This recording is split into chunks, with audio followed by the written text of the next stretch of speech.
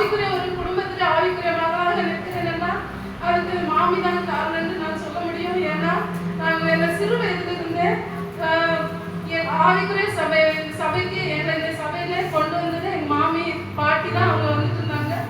அப்போ அவங்க கூட நான் சிறு பிள்ளைல இருந்து அவங்க கூட வருவேன். அப்படியாக தான் அப்புறம் என்னுடைய அப்பா அம்மா தம்பிகள் எல்லாம் ரசிக்கப்பட்டு இந்த நாட்கள்ல நல்ல ஒரு ஆவிக்குரிய பிள்ளைகளாக நாங்கள் வாழ்ந்து கொண்டிருக்கிறோம். அதற்கு வித்திட்டவர்களே இவர்கள் தான். மிகுந்த அவர்களை பற்றி சொல்லப்போனால் ஆவிக்குரிய காரியத்திலே அடிக்கடி போன் பண்ணுவாங்க. எப்போ பண்ணாலும் பைபிள் வாசிக்கணும், ஜபிக்கணுமா, எல்லா காரியத்தையும் ஆண்டவர்கிட்ட கேட்கணும், நல்லா ஜெபம் பண்ணு அப்படின்னு சொல்லிட்டு ஆவிக்குரிய காரியங்களை தான் எப்பவுமே வலியுறுத்தி சொல்லுவாங்க. அதே போலதான் பிள்ளைங்களையும் அப்படியே தான் வளர்த்துருக்காங்க. இதனால ஒரு ஊழியக்காரமாக அவர்களுடைய அந்த குடும்பத்துல எடுக்க முடியாத கத்தர் உதவி செய்திருக்கார். அதே போல நல்லா விசாரிக்கிற ஒரு அன்பும் ஒரு தாயாராக காணப்பட்டார்கள். வந்தா சீக்கிரமா நம்ம ஒரு இடத்துக்கு போனோம்னா கூட அன்பு பண்ணாங்க. ஏதாவது தந்து சாப்பிட்டுட்டு போனோம் அப்படின்னு சொல்லிட்டு அதுக்காகவே தான் நாங்க சில நேரங்கள்ல என்ன மாமி இப்படி பண்றீங்க நேரம் ஆகுது அப்படின்னு சொல்லிட்டு அநேக வகையில கடந்து இப்படியான ஒரு ஆவிக்குரிய ஒரு தாயாராகவும் சரீர பிரகாரமான காரியங்களையும் பார்த்து எங்களை கவனிக்கிற ஒரு அன்புள்ள தாயாராகவும் விசாரிக்கிற ஒரு தாயாராகவும் எங்களுக்கு காணப்பட்டார்கள். இந்த நேரத்திலே நாங்கள் அவர்களை இழந்து காணப்படுகிறோம். கர்த்தர் ஒவ்வொருக்கும் ஆதரவை தரும்படியாக எங்களுக்கு செவியுங்கள். தொடர்ந்து இன்னும் அவர்கள் விட்டு சென்றதான் இப்போ சித்தப்பா சொன்னது போல புத்தி தன் வீட்டை கட்டுகிறார் என்று சொன்ன வசனத்தின்படியாக அப்படியாகதான் 4 பிள்ளைகள் 4 மருமகள் அல்ல அவர்களுக்கு மகள்களாகவே வைத்து 4 பேரை ஒன்றாகவே வைத்து அந்த குடும்பத்துல இந்த நாட்களில் நடத்தி வருகிறார்கள். இப்படியாக ஒரு புத்தி உள்ள ஸ்திரியாக காணப்பட்டார்கள். அது மட்டுமல்லாது மிகுந்த அன்புள்ள ஒரு அன்பு விசாரிப்பு இப்படிப்பட்டதான் ஆவிக்குரிய அநேக குணாதிசயங்கள் காணப்படுகிறது. கர்த்தர் அவர்கள் இந்த நாட்களிலே அவர்கள் படிக்கிற பாடு போதும் என்று கர்த்தர் அவர்களை எடுத்துக்கொண்டார். அவருடைய சித்தத்தின்படியாக இந்த தம்பி சொல்லும்போது சொன்னா கார்ல போயிட்டு இருக்கும்போது எசப்பா என்னை பரிசுத்தப்படுத்தி எடுத்துக்கொள்ளுங்க அப்படின்னு சொல்லிட்டு ரொம்ப ப்ரேயர் பண்ணாங்க. அந்த நேரத்தில் அதை கேட்கும்போது ரொம்ப சந்தோஷமாக இருந்தது. அப்படியாக அவர் வேதனை மத்தியிலும் கர்த்தரோடு இசைந்து கவனப்பட்டார்கள். அது மட்டுமல்லாது இன்னும் தொடர்ந்து அவர்கள் நேர்மையாக நடந்தவர்கள் சமாதானத்துக்குள் பிரவேசித்து தங்கள் படுகைகளில் இளைப்பாறுகிறார்கள் என்று சொன்ன வசனத்தின்படியாக இந்த நாட்களிலே கர்த்தரோடு கூட இளைப்பாறி கொண்டிருக்கிறார்கள். அவர்கள் விட்டு சென்றதான நல்ல குணங்களை நாம் ஒவ்வொருவரும் பின்பற்றி நடப்போமாக என்று கூறி சாட்சி முடிக்கிறேன்.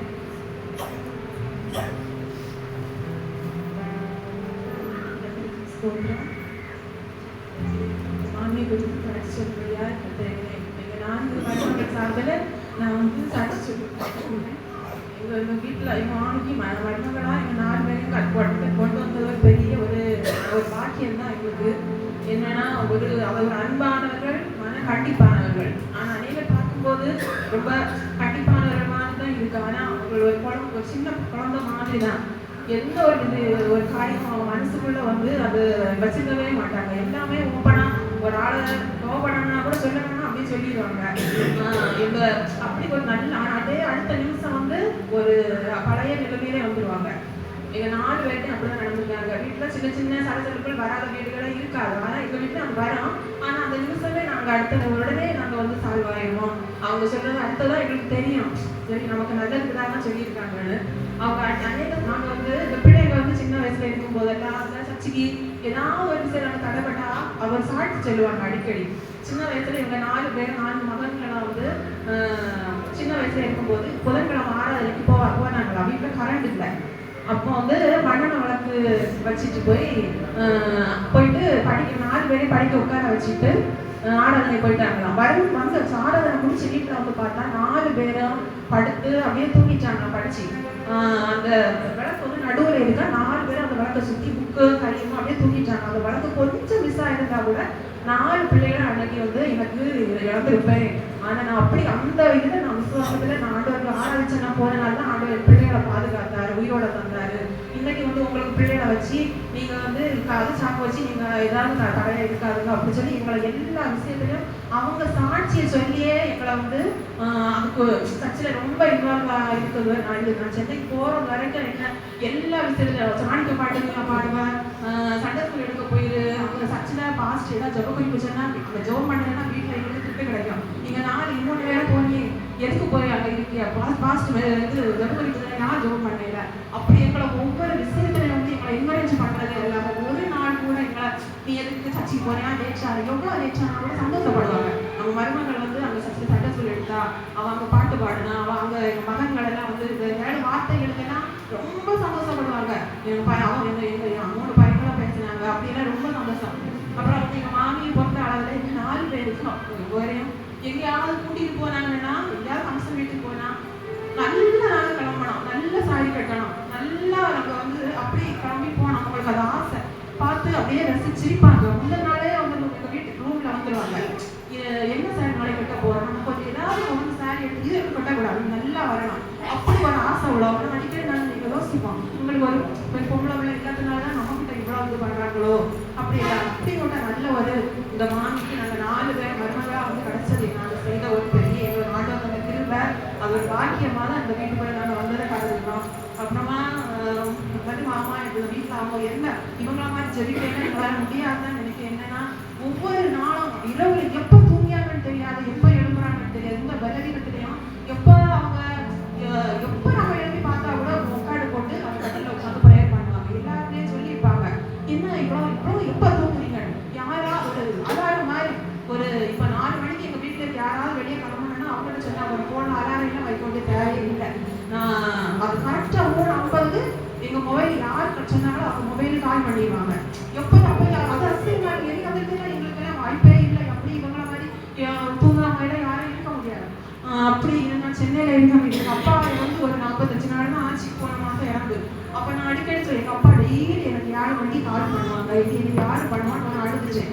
அன்னையில இருந்து முந்தின நாள் வரைக்கும் இப்போ அவங்க சித்தாவும் முந்தின நாள் வரைக்கும் எனக்கு கரெக்டாக 6:45 கால் பண்ணி ஏதாவது ஒரு 2 வார்த்தை அவங்களே அவங்க அப்பா நினச்சிருவாளோ அப்படின்னு நினச்சி எனக்கு 2 வார்த்தை பேசி அப்புறம் 7 மணிக்கு வச்சிருவாங்க. நான் ப்ரேயர் பண்ண போகிறேன், சரி வச்சிரு அப்படின்னு. அப்படி எங்கள் 4 பேரும் விசாரிச்சு நாங்கள் சென்னையிலேருந்து கிளம்புனா கூட காலையிலே இருக்க மாட்டாங்க. சந்தோஷம் அது சீபாவே வரும் வாரா அப்படி ஒரு சந்தோஷம் வந்து காலையிலே கால் பண்ணுறது அதை எடுத்தியா இதை எடுத்தியா எல்லாம் சொல்லிடுவாங்க. பஸ்ஸில் 7 மணிலேருந்து கால் பண்ண ஆரம்பித்தா 1/2 மணி நேரத்துக்கு ஒருக்கா வந்துக்கிட்டே இருக்கும். கால் ஃபோன் பண்ணாதுங்கன்னா தூங்கவே மாட்டாங்க. வீட்டில் வந்தால் தான் ஒரு நிம்மதி. அப்படியெல்லாம் ஒரு விசாரிக்கிற ஒரு மாமியார் எங்களுக்கு 4 பேருக்கு இருந்திருக்காங்க. நாங்கள் வந்து ஆண்டவருக்கு தான் நன்றி சொல்லணும். அவங்க எங்களுக்கு முன்மாதிரியாக சாட்சியாக அந்த வீட்டில் எங்களுக்கு நடந்தது போல் நாங்களும் நடக்கணும். எங்கள் குடும்பத்துக்கு சமாதானத்தில் அவங்க வீட்டு சென்றிருக்கிற இந்த ஊழியங்கள் எல்லா ஊழியங்களிலும் அவங்களே பங்கு இல்லாமலே இருக்காது. அது மாதிரி நாங்கள் அந்த சபையில் நல்ல உறுதியாக இன்னும் நாங்கள் அவங்கள மாதிரி ஓட எங்கள் குடும்பத்துக்காக எங்கள் பிள்ளைகள் எல்லா கணவர்கள் எல்லாருக்காக இங்கே ஜெயிக்கும் பண்ணி சாட்சி.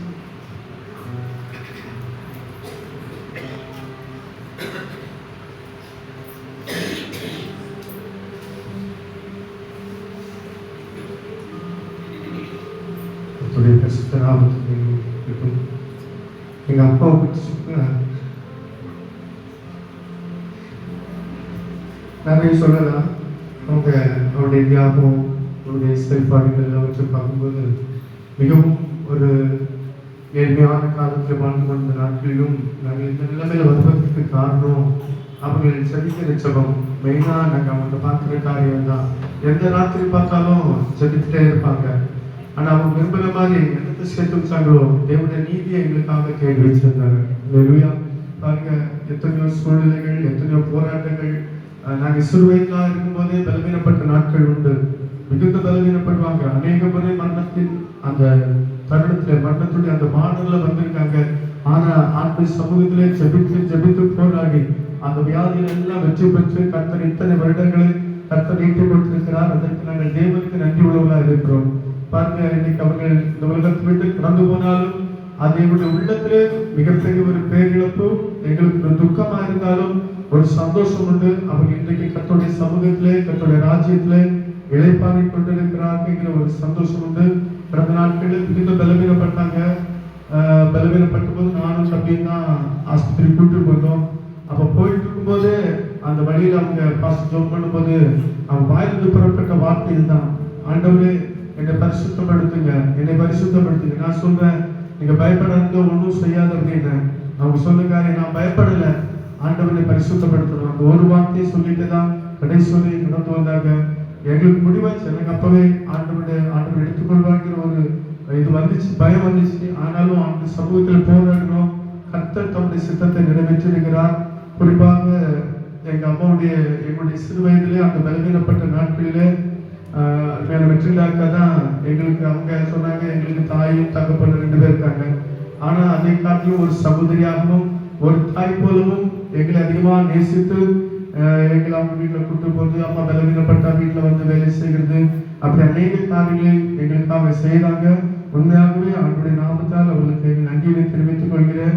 அது போல பெரியம்மா தேசிய பெரியம்மா அவங்க அடிக்கடி அம்மா பலவீனப்படும் போது ஆஸ்பத்திரியில் வந்து பார்க்கறது, இருந்து பார்க்கறது, கவனிக்கிறது, வீட்டில் வந்து அவங்களுக்கு அநேக காரியங்களை செய்கிறது. அனிதாக்கா இப்படி அநேக அவங்களுடைய உதவிகள் எல்லாம் எங்களுக்கு இருந்தனாலதான் நாங்கள் இன்னைக்கு இந்த நிலைமையில இருக்க முடியும். ஒரு பெரிய காரியம் இருந்தது. எல்லாவற்றுக்கும் மேலாக அவர்கள் வாஞ்சித்தபடி அவர்கள் ஆரம்ப காலத்துல ஊழியத்தின் மேல மிக அதிகமாக தாகம் கொண்டவர்கள். சபையில எந்த ஒரு மீட்டிங்கா இருந்தாலும், எந்த ஒரு ஊழியமா இருந்தாலும், வீட்டுக்குள்ளமா இருந்தாலும், எங்க போனாலும் யார் பிள்ளைங்க இருக்காங்க அப்படின்லாம் பார்க்க மாட்டாங்க. முதல் உரிமை ஊழியத்துக்காக கொடுத்தாங்க. அவருடைய வாஞ்சியபடியா கர்த்தர் இந்த குடும்பத்திலே அவருடைய வயிற்றில பிறந்து என்னை ஒரு ஊழியக்காரனாக கர்த்தர் மாற்றி இருக்கிறார். அதற்கே தேவனுக்கு மகிமை உண்டாகட்டும். அநேக துக்கங்கள் எனக்கு இருக்கிறது, பாரங்கள் இருக்கிறது, சொன்னா கண்ணீர் கொண்டே இருக்கலாம். ஆனால் ஒரே ஒரு சந்தோஷம், இன்றைக்கு அவர்கள் தேவனுடைய சமூகத்தில் இழைப்பாரி அந்த நித்திய ஜீவனை பெற்றுக்கொண்டார்கள் என்ற விசுவாசத்தோடு கூட இந்த சாட்சியை முடித்துக் கொள்கிறேன்.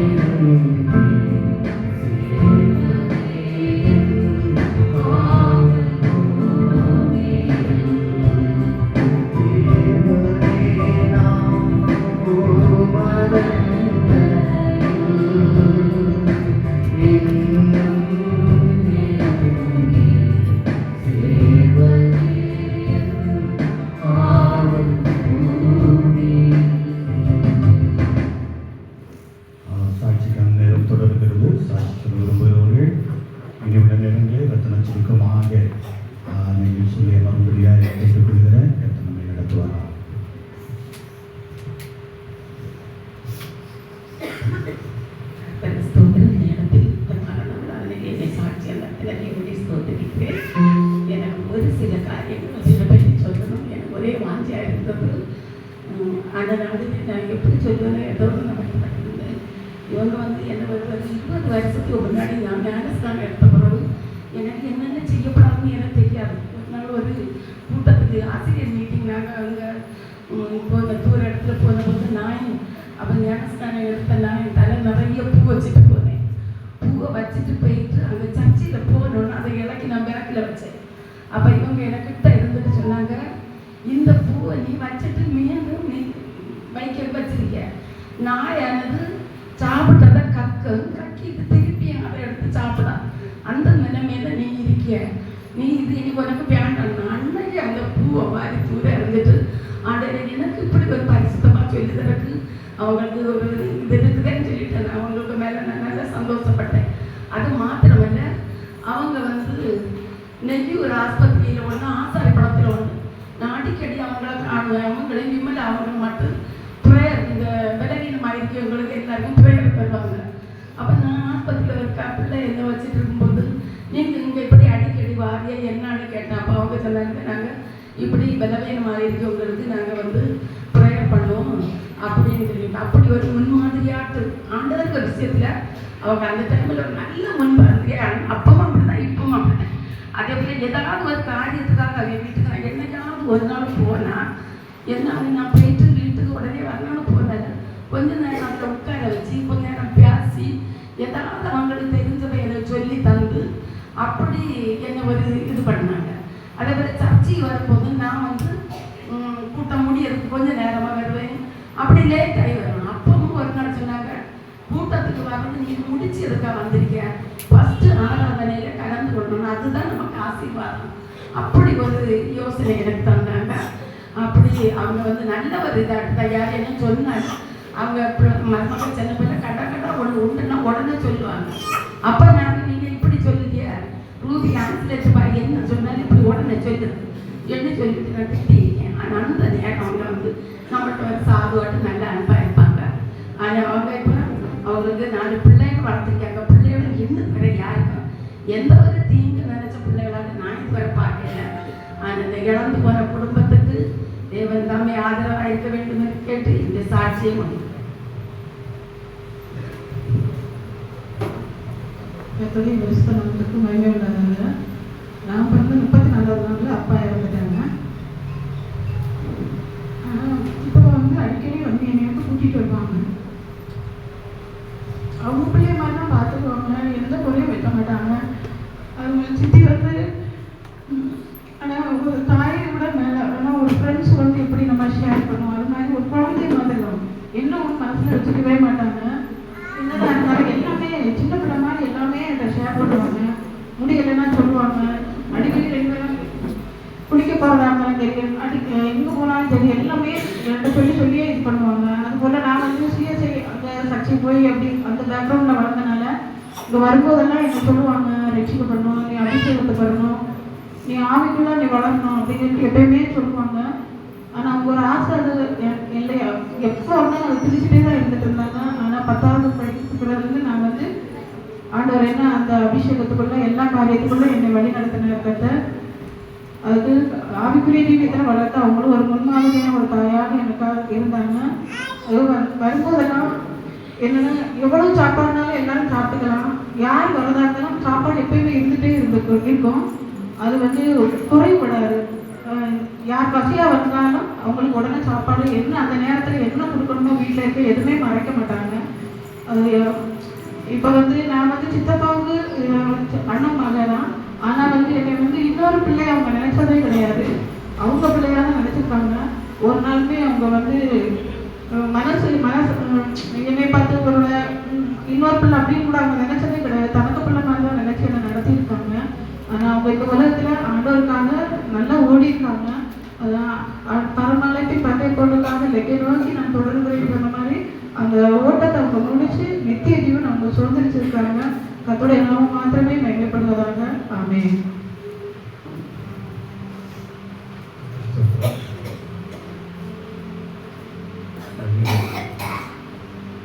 சபையில் நாங்கள் அம்மாவோட ஒரு பிரேயர் தான். நாங்கள் இன்னைக்கு ஒரு ஆவிக்குரிய வாழ்க்கை வந்ததுக்கு அந்த மாதிரி ஒரு தாய்கள் கிடைக்கிறாங்க. அவங்களே சில உலக பிரகாரமான ஒரு வாழ்க்கையை நாங்கள் வாழ்ந்துருக்கோம். எல்லாம் நிறைய இடத்துல நிறைய இடப்பெற்றுகள் தான் நாங்கள் வாழ்ந்துருக்கோம். அந்த அளவுக்கு கண்டிப்பாக ஆசிரியர் ஆனால் அந்த ஸ்டேஜ்லலாம் எங்கெல்லாம் கவனிச்சு ஆலோசனை கொடுத்து ஒவ்வொரு இடத்துலையும் எப்படி நடக்கணும், எப்படி ஒருத்தர் பேசணும், யார்கிட்ட எதுவும் சண்டை போடக்கூடாது, யார்கிட்ட யாராவது மாறி பேசாதுங்க, ஆண்டவர்கள் மட்டும் பேசுங்க அப்படின்னு எங்களை ஆண்டவர்களாக கலந்து ஒரு தாய் தான் கத்தருக்குள்ளான்னு கடன் செஞ்சுருக்காங்க. நாங்கள் எனக்கு கூட்டப்புறவு தான் எனக்கு வாழ்ந்துருக்கோம். அந்த கூட்டு குடும்பத்துலேயும் ஏதாவது பிரச்சனை வந்து நான் கூட கொஞ்ச நேரம் திருப்பி மதிப்பாங்க எல்லாரும். ஆனால் இந்த ஒரு 1.5 மணி கழிச்சு பார்த்தீங்கன்னா எல்லாரும் சிரிச்சு பேசி சந்தோஷமாக இருப்பாங்க. அது பார்த்து ரொம்ப சந்தோஷமாக இருப்பேன். பார்த்தீங்கன்னா எங்கள் வீட்டில் ஏதாவது இன்னைக்கு இப்போ 2 நாளைக்கு முன்னே தம்பி வெளிநாட்டுக்கு வந்தோம். எதாச்சும் தான் வந்தான். நாங்கள் இப்படி ஒரு காரியம் நடந்து இங்கே வந்தோம். யோசிக்கல, யாருமே நாங்கள் யோசிக்கலை. அவன் வரும்போது அன்றைக்கி காலையில் அவன் வந்து 3:30 மணிக்கு மனைக்கால் தொடர்பில் எனக்கு வாசிக்கிட்டு சொல்லியிருந்தாங்க. சரி, அப்போ நான் அம்மாட்ட சொல்லியிருந்தேன் இப்படி காலையில் எழும்பணும் அப்படின்னு. மாமி எங்கள் வீட்டில் மாமி இருக்கிறாங்க, எங்கள் அப்பாவுடைய அக்கா இந்த ஊழியக்காரங்க இருக்கிறாங்க. அவங்களுக்கு நான் ரொம்ப சொல்லி கேட்குறேன். ஏன்னா வந்து அவங்க ஒரு தாய் தான், ரொம்ப எனக்கு ரொம்ப நேசிக்கிறாங்க. எங்கள் அம்மா அப்பா இந்த ஒரு விஷயம் தான் எங்களுக்கு அப்படி ஒன்று கூப்பிட்டு அன்னைக்கு காலையில் கூட ஃபஸ்ட்டு எனக்கு மாமி ஃபோன் பண்ணுறாங்க, கிளம்பலையே அப்படின்னு. அப்படி ஒரு 2 வருஷம் ஆகுது, அது அம்மா ஃபோன் பண்ணாங்க, இன்னும் கிளம்பலையே அப்படிங்கிற ஒரு எல்லாரையும் வந்து எந்தெந்த இடத்துல எப்படி கூட்டி சேர்க்கணும், எப்படி அந்த இடத்துல கொண்டு போய் சேர்க்கணும்னு சொல்லிட்டு ரொம்ப துரிதமாக எந்த ராத்திரி ஆனாலும் திருநாள் சின்ன எழுந்த கீழே ஒன்றா மாடிகள் மேலே இருக்கிறேன். கீழே வரும்போது இங்கே ஓடிட்டே இருப்பாங்க. அப்போ நான் ஒரு நாள் கேட்டேன், ராத்திரி ஃபுல்லாக நீங்கள் தூங்க மாட்டீங்களா அப்படின்னு. நைட்டும் சில நாள் ஒரு 6-7 மணிக்குள்ளே நான் வீட்டுக்கு வந்தாச்சுன்னா அதை ப்ரே பண்ண இருப்பாங்க. சாலிலிருந்து ப்ரே பண்ணிகிட்டே இருப்பாங்க. 7-7:30 டைமில் வந்தாலே ப்ரே பண்ணிட்டே இருப்பாங்க. எங்கள் வீட்டில் தூங்குறதுக்கு நாங்கள் எல்லாம் 11-12 ஆகும். இந்த வீட்டில் எல்லாரும் தூங்கியிருப்பாங்க. நாங்கள் எந்த ஊரில் மட்டும் நல்லா சிரித்து பேசி சந்தோஷமாக இருந்தால் இருப்போம். வேறு எந்த இது கிடையாது. எல்லாரும் அவ்வளோ சிரிச்சு சந்தோஷமாக இருக்கும். அந்த அளவுக்கு எங்களை சின்ன வயசுலேருந்து இந்த நாள் வரை எங்களுக்கு கூட இருந்து எங்களை வழிநடத்தி ஒரு நாள் எங்களுக்கு நாங்கள் எங்கே போனாலும் வர்றதுக்குன்னு என்ன லேட் இன்னும் சரி வந்துட்டு இருந்ததே கொண்டு வருவோம். நான் வந்து வந்துட்டு இருப்பேன், அதுக்குள்ளே என்னோட கொண்டு வரும். இன்னும் சரி என்ன வந்துட்டு இருக்கேன் அப்படின்ட்டு ரொம்ப எங்களை நேசிக்கிற ஒரு அன்பு தாய் என்னை கத்தற்குள்ளாக கடன் சொல்லியிருக்கிறாங்க.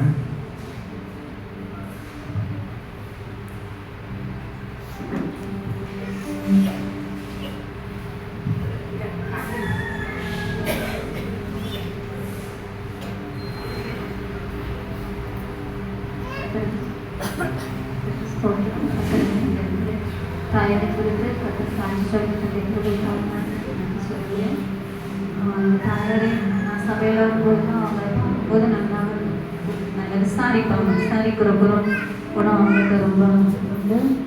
அதுக்கப்புறம் அவங்க பலவீனமாக இருப்பாங்க சொல்லி வீட்டில் பார்க்க போனாலும் நல்லா உபசரிச்சு தான் நம்ம எந்த பலவீனமாக இருந்தாலும் உபசரிச்சு தான் நம்மளை வீட்டுக்கு அனுப்பாங்க. அப்படிப்பட்ட ஒரு நல்ல தாயாராக இருந்தாங்க. அதுக்கப்புறம் ஊழியத்து பகுதியில் அவங்க இந்த பேசும்போது சொல்லியிருக்காங்க, முன்னாடியெல்லாம் நாங்கள் நிறைய தூரம் நடந்து சென்று நிறைய கிராமங்களுக்கு எல்லாம் செஞ்சு ஊழியம் பண்ணியிருக்கோம். அப்படியெல்லாம் அந்த ஊழியத்தில் ரொம்ப வாஞ்சியாக இருந்திருக்காங்க. சபையிலையும் நடக்கிற எல்லா ஊழியத்திலும் நல்ல ஒரு தாயாராக இருந்திருக்காங்க. ஊழியத்தின் பகுதிகளெல்லாம் கத்திற்காக பெரிய காரியங்களை செஞ்சுருக்காங்க. இதுவாக அந்த வேதத்தில் வாசிக்கிறதையும் அந்த வேதம்னா போட்டி அதிலெல்லாம் பார்க்கும்போது அவங்க பேர் இருக்கும். அப்போ தான் யோசிச்சு எவ்வளோ வயசான பிறகும் அப்படி படிக்கிறாங்களே அப்படியெல்லாம் அவங்களை குறித்து நான் ஆச்சரியப்பட்டிருக்கேன். இந்த நாளிலும் கத்தருக்காக நல்ல போராட்டத்தை போராடி ஓட்டத்தை முடித்து விசுவாசத்தை காத்துக்கொண்டேன் என்று சொல்லி புஸ்தகனாகிய பவுல் சொன்னது போல கத்தருக்காக நல்ல போராட்டத்தை போராடி இந்த நாளில் ஓட்டத்தை முடிக்க கத்தர் உதவி செஞ்சிருக்காங்க. கத்தர் கொடுத்த இந்த பாக்கியத்திற்காக கத்தருக்கு நன்றி சொல்லி சாட்சி.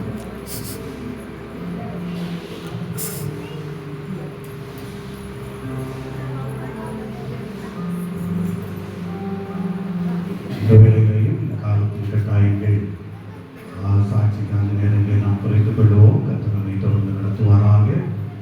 இந்த வேளையில் நம்மோடு கூட மத்திய பஞ்சாயத்து தலைவர் அவர்கள் தலைவி அவர்கள் நம்மோடு கூட இருப்பதில் கத்தருக்கு மகிழ்ச்சி அடைகிறேன். அவர்கள்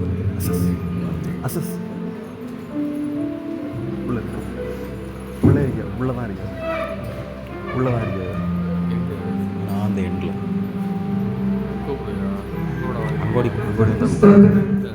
இந்த இடத்தில் ஒரு சிறு சாட்சியை இருக்கிற எல்லாமே தேவனுக்கு ஸ்தோத்திரம் செஞ்சு ஒரு சிறு இடங்களை அழைப்பேன். இந்த இடத்தில் புதியக்காக நினைக்கும் பொழுது நான் ஃபர்ஸ்ட்ல வார்டு உறுப்பினராக இருக்கும் பொழுது ஐசிஏ வரை உண்டு. அந்த வார்டு இந்த பஞ்சாயத்துக்குள்ளாக ஒரு வார்டு ஐசிஏ வரை உண்டு. அப்படி இருக்க டைமில் இந்த அக்கால எனக்கு அந்த டைமிலேயே நல்லா தெரியும். எப்பொழுதும் சிரிச்சிட்டு அல்போன்சான்னு சொன்னா அல்போன்சா தான். கையை பிடிச்சிட்டு ஒரு நேரம் கூட போக மாட்டே பேச மாட்டாங்க, அன்பா பேசிட்டே இருப்பாங்க. அப்ப நான் சொன்னேன், அக்கா எவ்வளவு அன்பா இருக்குதுங்க, அப்பா அன்பா இருந்தாதாம்மா நமக்கு வாழ்க்கையில முன்னேற முடியும் அப்படின்னு சொல்லிட்டு எனக்கு நல்ல அறிவுரைகள் தருவாங்க. அதுக்கப்புறம் யூனியன் கவுன்சிலரா நிற்கும் பொழுது பிச்சன்பிள்ளை அண்ணாச்சிய மூத்த மகன் கல்யாணம் பண்ணியிருக்கிறது எனக்கு சொந்தத்துல ரத்தினபாயண்டிய மகன். அந்த பிள்ளைக்கு சொந்தம்னு சொன்ன உடனே இவங்க நல்ல அன்பாட்டுன்னா முதல்ல இருந்ததை விட உள்ளால வாருங்க எல்லாரையும் அப்படியே அழைப்பாங்க. இருந்தாலும் சொந்தம் சொன்ன உடனே வாருங்க உட்காருங்க அப்படின்னு சொல்லிட்டு இந்த தடவை நீங்க கண்டிப்பா வருவீங்க அப்படின்னு சொல்லிட்டு சொன்னாங்க. அந்த அக்காளுக்கு பாசத்தை பார்த்தா உண்மையிலே ஆனதில்லை. நான் எப்பவுமே நினைப்பேன், அதே போல இப்பொழுதும் பஞ்சாயத்து தலைவராக நிற்கும் பொழுதும் அப்படிதான், நீ இந்த தடவை நீதான் பிள்ளை பஞ்சாயத்து தலைவராக இருப்ப அப்படின்னு சொல்லிட்டு சொன்னாங்க. நான் இப்பொழுதும் அக்காட்ட பேசுறேன், அக்கா எத்தனை பிள்ளைகள் உண்டு? அப்பா அவங்க 4 பிள்ளைகளையும் சொல்லி இந்த வீட்டுக்குள்ளே 4 பேரே இருக்காங்கன்னு. அவங்க யாரு என்னம்மா செய்யுது? எனக்கு 4 பொம்பளை மருமக்களும் பிள்ளைகளை போல அன்பா பாய்க்காத. அதனால நாங்க ஒற்றுமையாட்டு குடும்பமா இந்த இடத்தில் செயல்பட்டு வருகிறோம்னு சொல்றாங்க. அந்த அண்ணாச்சியை பார்த்தா அதை விட மிச்சம். யார்கிட்டையும் கோபத்துல பேசுறத நான் கேட்டதில்லை, இதுவரை நான் கேட்டதில்லை. சில ஆட்கள் சொல்லுவாங்க அப்படியா அவங்க அதை பேசியா கேட்க பேசுறீங்க. என் பார்வையில நான் 15 வருஷம் 3 தடவை வார்டு உறுப்பினராக, 5 தடவை யூனியன் கவுன்சிலராக, 5 முறை பஞ்சாயத்து தலைவராக, அடுத்த மாசத்துல 5 வருஷம் முடிய போகுது. அப்படி பார்த்தா அந்த குடும்பத்தை பற்றி நான் ஒரு கெட்ட பேரு அவங்கள முன் கோபத்தை எல்லாம் பார்த்ததே இல்லை. அதை விட முக்கியமாக அந்த பிள்ளைகளை பார்த்தா அதை விட முக்கியம். இந்த அக்காலும் அந்த அண்ணாச்சி எப்படி பேசியாங்களோ அது போல உண்மையிலேயே கடவுளை ஆசிரியர் குடும்பம். அதே போல அன்பா பேசுவாங்க. அதே போல மருமக்கள் உண்மையிலே நான் சொல்ல புத்தியுள்ள ஸ்திரீ தன் வீட்டை கட்டுவாள் என்று சொன்னது போல அவங்கள் ஒரு குடும்பத்தை உண்மையிலேயே கடவுளின் பிள்ளைகளாக படித்திருந்ததற்கு உருவாக்கியுள்ளார்கள்.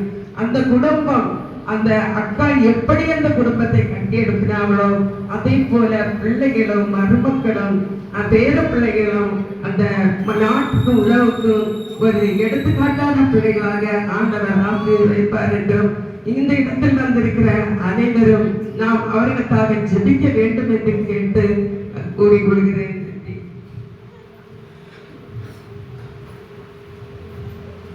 நல்ல இடங்களுக்காக நல்ல சாட்சிகளுக்காக ஆண்டவரை துதிக்கிறோம். கர்த்தர் நம்மை தொடர்ந்து நடத்துவாராக. இந்த வேளையில நாம் ஒரு கொஞ்ச நேரம் ஒரு 5 நிமிடம் எழுந்து நின்று கர்த்தரை மகிமைப்படுத்த போகிறோம்.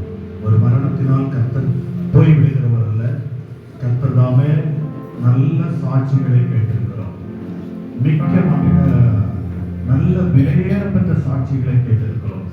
ஆகவே இந்த சாட்சிகள் தொடரணும், குடும்பம் இன்னும் அதிகமாக உயர்த்தப்படணும், ஆசீர்வதிக்கப்படணும். இந்த ஆராதனை பாஸ்டர் சேவியர் அவர்கள் நம்மோடு வந்து நடத்தி தருவார்கள். அன்பு தாயார் அவர்கள் இந்த உலகத்திலே வாழ்ந்த காலங்களிலே ஆண்டவரை ஆராதித்து அவரை மகிமைப்படுத்துவதை நான் நினைவு கூறும் பிரகாரம் இந்த நேரத்திலே அவர்கள் பரதேசில் ஆண்டவரை ஆராதித்துக் கொண்டிருக்கிற இந்த நேரத்தில் இந்த பூமியிலே அவர்கள் விட்டு சென்ற சரீரத்திற்கு முன்பதாக நின்று அவர்கள் ஆண்டவரை ஆராதித்து மகிமைப்படுத்துவது போல நாமும் ஒரு சில நிமிடங்கள் கர்த்தரை நாம் நோக்கி பார்த்து மகிமைப்படுத்துவோம்.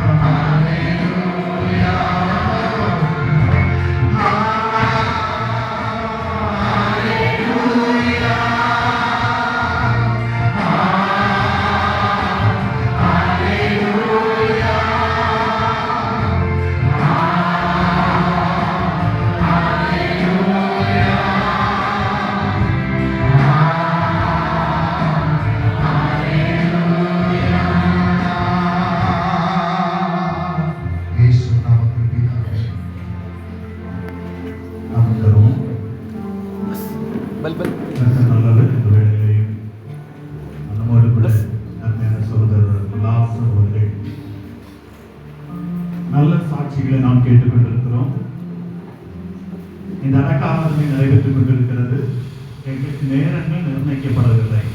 சில நேரத்தில் சில இடங்களில் போனால் 10 நிமிஷத்தில் முடிச்சிருங்க, 5 நிமிஷத்தில் முடிச்சிருங்க இப்படிலாம் சொல்லுவாங்க. ஆனால் நேரங்கள் நிர்ணயிக்கப்படவில்லை. தடக்க ஆராதனை மிக சிறப்பாக கர்த்தருடைய மகிமையான கிருபையினால் நடத்த வேண்டும் என்பது எங்களுடைய ஒரு பெரிய எதிர்பார்ப்பு. ஒரு ஊழியர் குடும்பம் மாத்திரமல்ல, சபையினுடைய 35 ஆண்டு காலம் மாத்திரமல்ல, அதுக்கு முன்னாடியே இருக்கிறாங்க. நான் பிறக்கிறதுக்கு முன்னாடியே இவர்கள் சபை விசுவாசிகள். என்னுடைய அனுபவத்திலே 35 ஆண்டுகள் என்னோடு கூட இணைந்து பயணித்துக் கொண்டிருக்கிறார்கள். சகோதரர் லாசர் அவர்கள் நல்ல சாட்சிகளை எல்லாம் நம்ம கேட்டுட்டு இருக்கிறோம். இப்பொழுது சகோதரர் லாசர் அவர்கள்.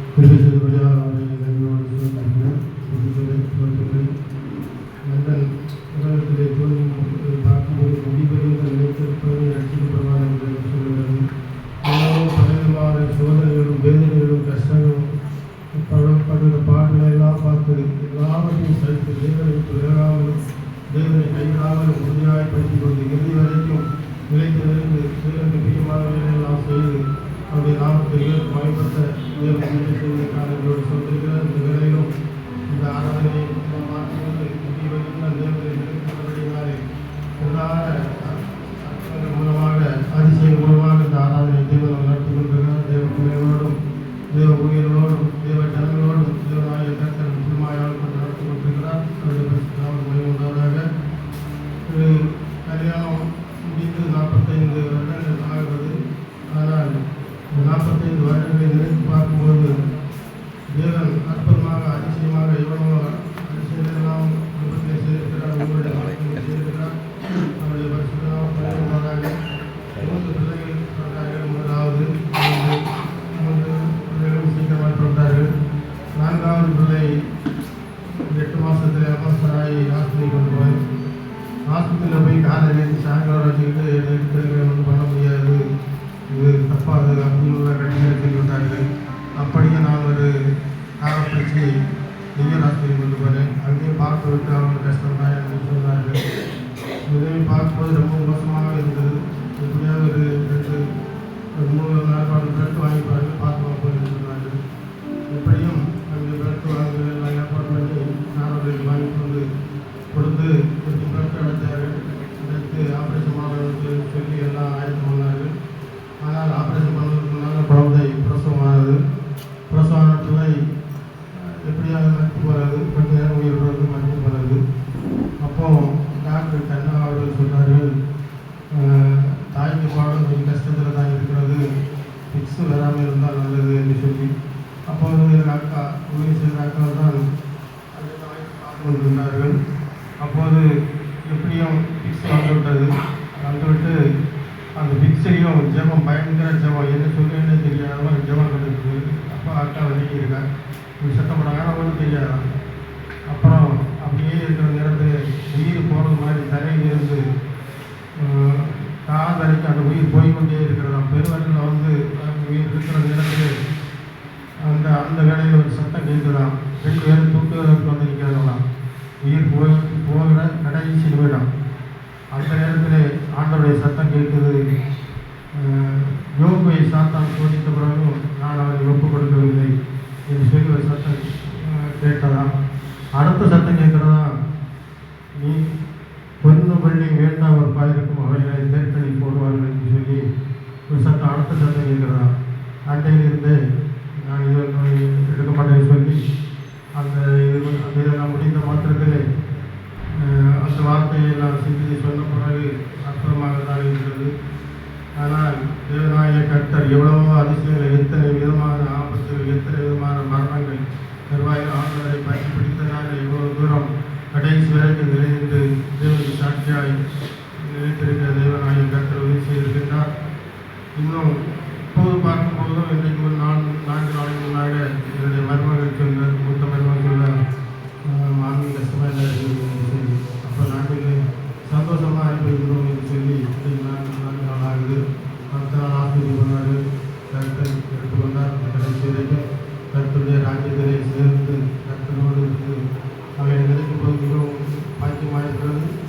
இன்னும் மேலாக சொல்ல போனால் ஒரு மகனாக இருந்ததற்காக எடுத்திருந்தால் என்னுடைய தீர்மானங்கள் ஏகப்பட்ட சொல்ல போனால் இது முழுவதும் இருந்தாலும் சொல்ல முடியாது. ஒரு நாளைக்கு ஆண்டவர் என்னோடு பேசுகிறார், 60 ஆத்மாக்களை இந்த ராஜ்யத்துக்கு கூட்டி சேர்க்கணும் சொல்லி. அப்போது நான் இந்த வயசு சென்று வந்திருக்கிறது, இது நான் என்ன பண்ணுவேன்னு சொல்லி நாங்கள் வீணடித்து போட்டு என்று சொல்லி ரொம்ப கஷ்டப்பட்டு, அப்போது இவன் மகன் முடிந்துட்டு வந்த மாத்திரத்தில் என்று சொல்லி மனசில் ஒரு மிகுந்த சந்தோஷம் உண்டு. தேவர் வந்து பாதை நடத்துகிறார், தேவர் நம்ம சாட்சி நடத்துகிறார்.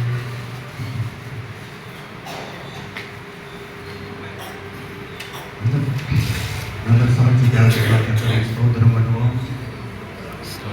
வேலையிலையும் மத்தியில் சாட்சி சொன்ன பிள்ளைகளுக்காக பாஸ்டர் அல்ஃபோன்ஸ் அவர்கள் சொல்லியிருக்கிறார்.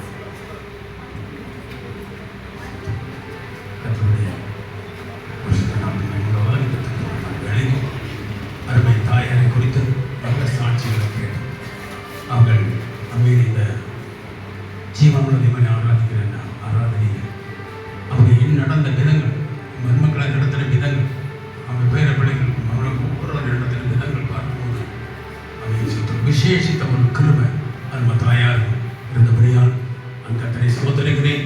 தேவன் தாமே ஒரு அடக்காரனை சிறப்பாக இன்னும் அன்புரே மகிமையாக நடத்த தேவன் கிருபை செய்கிறார். ஆண்டவராகிய இயேசு கிறிஸ்துவின்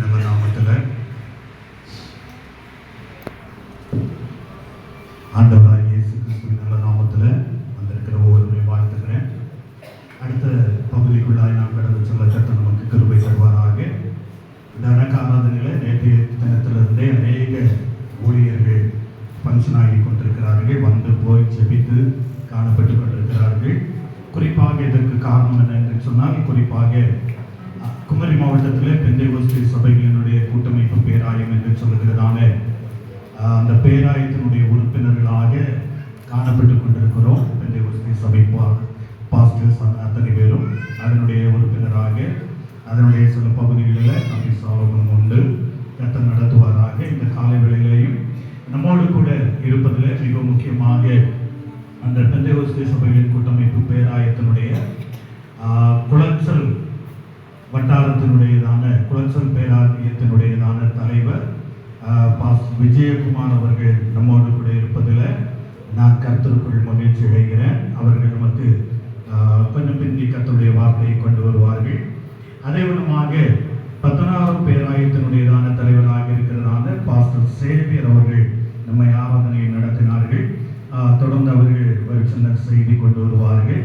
மாத்திரமல்ல, அந்த பேராயத்தினுடையதான சிறப்பான பணியில் கிளையூர் வட்டாரத்தினுடையதான கிளையூர் பேராயத்தினுடைய தலைவர் பாஸ்டர் செல்வன் அவர்கள் காலை வேளையிலே வந்து செபித்து கடந்து சென்றிருக்கிறார்கள். மாத்திரமல்ல, அந்த வட்டாரத்தினுடையதான அந்த பேராயத்தினுடையதான பொருளாளர் அவர்கள் பாஸ்டர்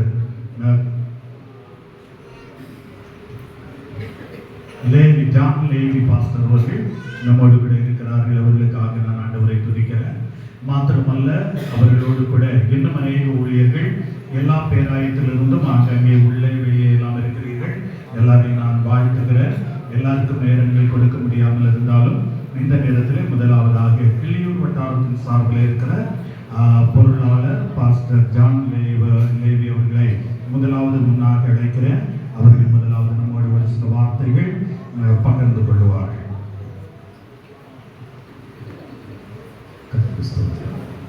இந்த நேரத்தில் வாய்ப்பு கொடுத்ததான கன்னியாகுமரி மாவட்ட பேராயத்தினுடைய செயலாளர் செயலாற்றுகிற இந்த சபைக்கு போதவர் எனக்குரிய பாஸ்டர் அவர்களுக்கு நன்றி தெரிவிக்கிறோம்.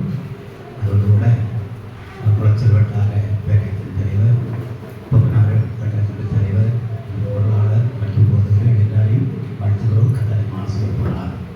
பிரியமான கத்தோட பிள்ளைகளை என்னுடைய பஞ்சாயத்தினுடைய தலைவர் உபதலைவர் இருக்கிறாங்க, அவர்களை வாழ்த்துகிறோம். ஆசீர்வதிப்பாராக. இந்த நாள் விசேஷமாக பாஸ்டர் சாலமன் அவருடைய வீட்டில் நடந்திருக்கிற இழப்பு எல்லாருக்குமே ஒரு வேதனையாக இருந்தாலும் அநேகருக்கு ஒரு பாடமாக காணப்படுகிறது. விருந்து வீட்டுக்கு போவதை பார்க்கலும் துக்க வீட்டுக்கு போவது நல்லது. ஒரு மனுஷனோட அவருடைய பிறந்த நாளை பார்க்கலும் அவருடைய மரண நாள் நல்லது, அங்கே எல்லாம் சொல்ல முடியும் காணப்படும் என்று எழுதியிருக்கிறது. அன்பு தாயார், அவர்களை தாயாருக்கு குறித்து சொல்லப்போனால் சில வருஷங்களாக அவர்கள் பழக்கம் உண்டு. காணும் போதெல்லாம் குடும்பத்தின் பிள்ளைகள் ஒவ்வொருவரையும் அன்பாக விசாரிப்பார்கள். அவருடைய பாஸ்டருடைய தலைவர் தகப்பனாக இருக்கிற என்பது அருமையான ஐயா அவர்களும் அன்பாக விசாரிப்பார்கள்.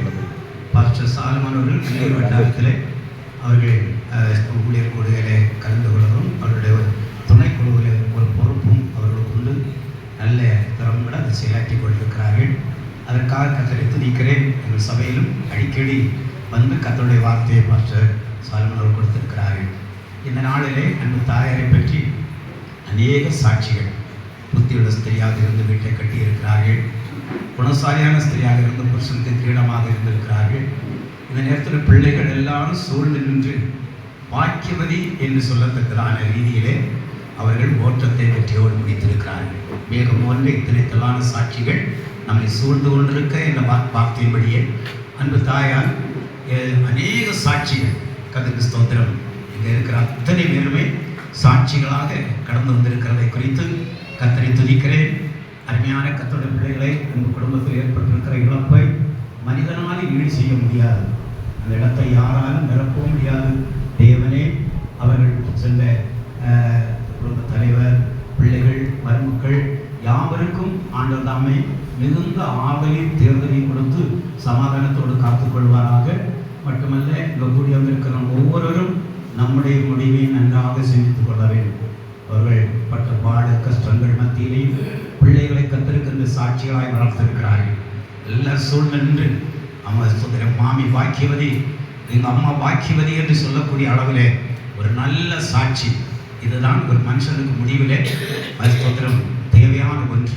இந்த உலகத்தில் வாழும் நாட்களிலே நாம் இவ்வளமாக வாழ்ந்து ஆண்டவர் நாமத்தை மேம்படுத்த கர்த்தர் நமக்கு உதவி செய்வாராக என்று சொல்லி ஸ்தோத்திரம் கிளியர் வட்டாரத்தினுடைய தலைவர், என்னோட பொறுப்பாளர் சார்பிலும் ஏதோ ரச்சனை சபை கொல்லுமுடி வட்டாரத்தினுடைய சார்பிலும் அன்பு குடும்பத்திற்கு தேவன் சமாதானத்தையும் ஆவலையும் தாராளமாய் கொடுப்பாராக என்று சொல்லி வார்த்தை முடிக்கிறேன். தேவ சமாதானம் மனிதனுடைய எங்களை ஆளுகை செய்வதாம். இந்த வேளையில் வேதத்திலிருந்து ஒரு வேத பகுதியை பாஸ்டர் அவர்கள் நான் வந்து வாசிக்க கேட்போம்.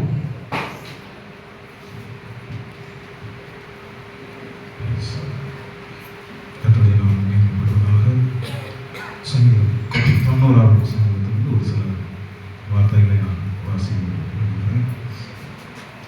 ஆண்டவரே, தேவரின் தலைமுறை தலைமுறையாக அடைக்கலமானவர். பர்வதங்கள் தோன்றும் நீர் பூமியை உலகத்தை உருவாக்கும். நீரே ஆதியாய் நிலைக்கும் தேவனாக இருக்கிறது. நீர் மனுஷனை நீர்த்துறையாக்கி மண்புத்தரே நாங்கள் திரும்புங்கள் என்கிறேன். உமது பார்வைக்கு 1000 வருஷம் ஏற்று கழிந்த நாள் போலவும் ராட்சாமம் போலவும் இருக்கிறது. அவர்களை வெள்ளம் போல மாறிக்கொண்டு போகிறது. முத்திரைக்கு ஒத்திருக்கிறார்கள். காலையிலே முளைக்கிற புல்லுக்கு ஒப்பா இருக்கிறார்கள். அது காலையிலே முளைத்து பூத்து மாலையிலே அறுப்புண்டு உலர்ந்து போகும். நாங்கள் உமது கோபத்தினால் அழிந்து இருக்கிறதுனாலே கலங்கி போகிறோம். எங்கள் அக்கிரமங்களை முன்பாகவும் எங்கள் அந்தரங்க பாவங்களை உமது முகத்திலும் அவை வெளிச்சத்திலும் நிறுத்தினீர். எங்கள் நாட்களெல்லாம் உமது கோபத்தால் போய்விட்டது. ஒரு கதை போல் எங்கள் வருஷங்களை கழித்து போட்டோம். எங்கள் ஆயுஷ் நாட்கள் 70 வருஷம்.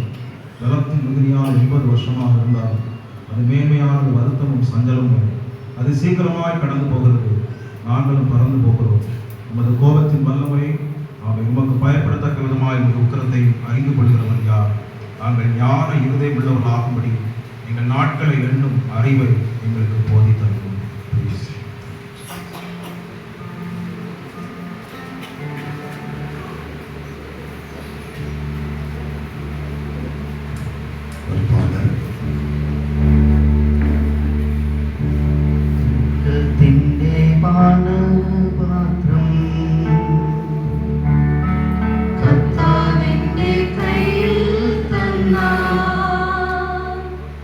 സന്തോഷത്തോടെ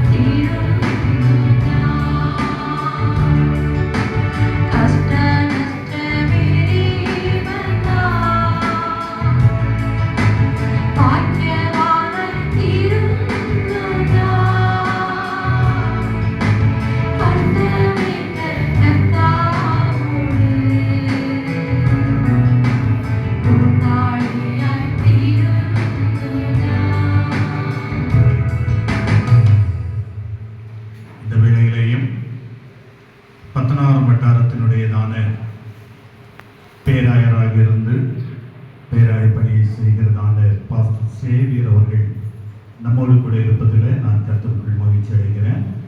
அவர்கள் இந்த வேளையில் வேதத்திலிருந்து ஒரு சில வார்த்தைகளை சுருக்கமாக நமக்கு வைப்பார்கள். இப்பொழுது பாஸ்டர். ஆண்டவருடைய வெளியேறப்பெற்ற நல்ல நாமம் மகிமைப்படுவதாக.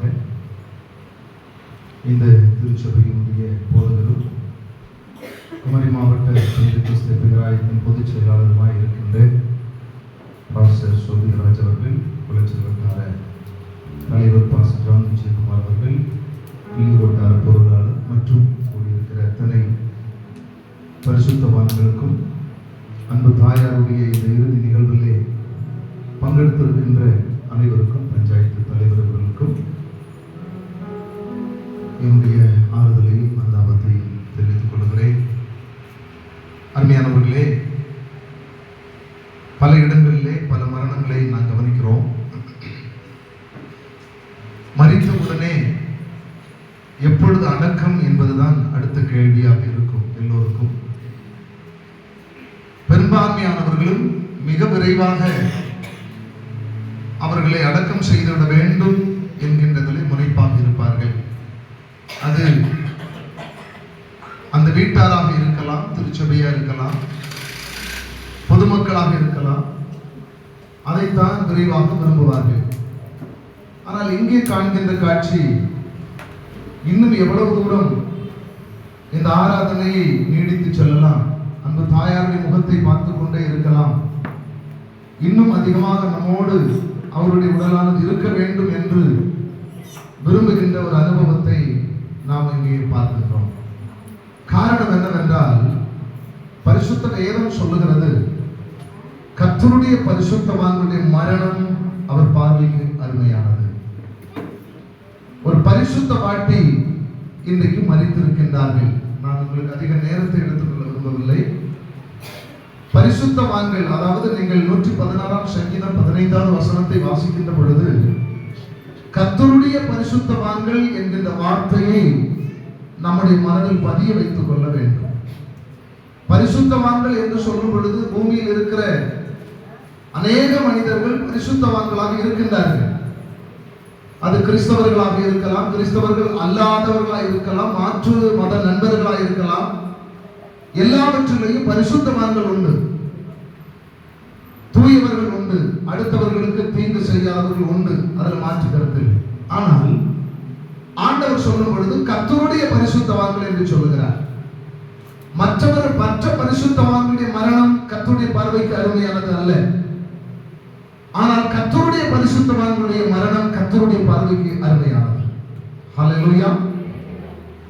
அருமையான பாஸ்டர்கள் நேற்று தினத்தில் சொன்ன பொழுது, எங்களுடைய திருச்சபையில முக்கியமான 35 ஆண்டு காலங்கள் எங்களோடு பயணம் செய்த ஒரு நல்ல ஒரு அனுபவம் உள்ள பரிசுத்த வாட்டி மரித்து போனார்கள். அவர்களுடைய அடக்க ஆராதனை சிறப்பாக நடத்த வேண்டும் என்று அவர்களுடைய உள்ளத்தில் தோன்றியது. நாங்கள் எல்லாம் ஊழியர்கள், சில இடங்களில் எல்லாம் அடக்காராதனை நடத்த சொல்லும் பொழுது இந்த அடக்காராதனை எப்படி நடத்துவது என்று கூட நாங்கள் திணறி விடுவோம். காரணம், பொய் சொல்ல முடியாது. பல சபைகளில் இருக்கிறவர்கள் பொய் சொல்லி குடித்து குடித்து குடல் பொத்து செத்து போனாலும் நம்முடைய அருமையான சகோதரர் பரலோகத்திற்கு சென்றிருக்கிறார் என்றெல்லாம் பிரசங்கித்து அடக்கம் பண்ணுகிற இடங்களிலே எங்களுக்கு அப்படி சொல்ல தெரியாது. எப்படிலாம் கொண்டு உள்ள வச்சிடலாம் அப்படிங்கிறதுல தான் நாங்கள் தீவிரமா இருப்போம், ரொம்ப கவனமா இருப்போம். நாங்கள் செபிக்கிற வார்த்தைகள், பிரசங்கிக்கிற வசனங்கள் எல்லாமே உற்று கவனித்து பார்த்தால் அவர்கள் எங்கே போயிருக்கிறார் என்பது அந்த வசனத்தின் மூலமாகவும் ஜெபத்தின் மூலமாகவும் தெரியும். அது ஒரு சூசகமாக நாங்கள் அதை நடத்தி முடித்து விடுவோம். ஆனால் பரிசுத்தவான்களுடைய மரணத்தை எப்படி நம்மால் செய்ய முடியாது.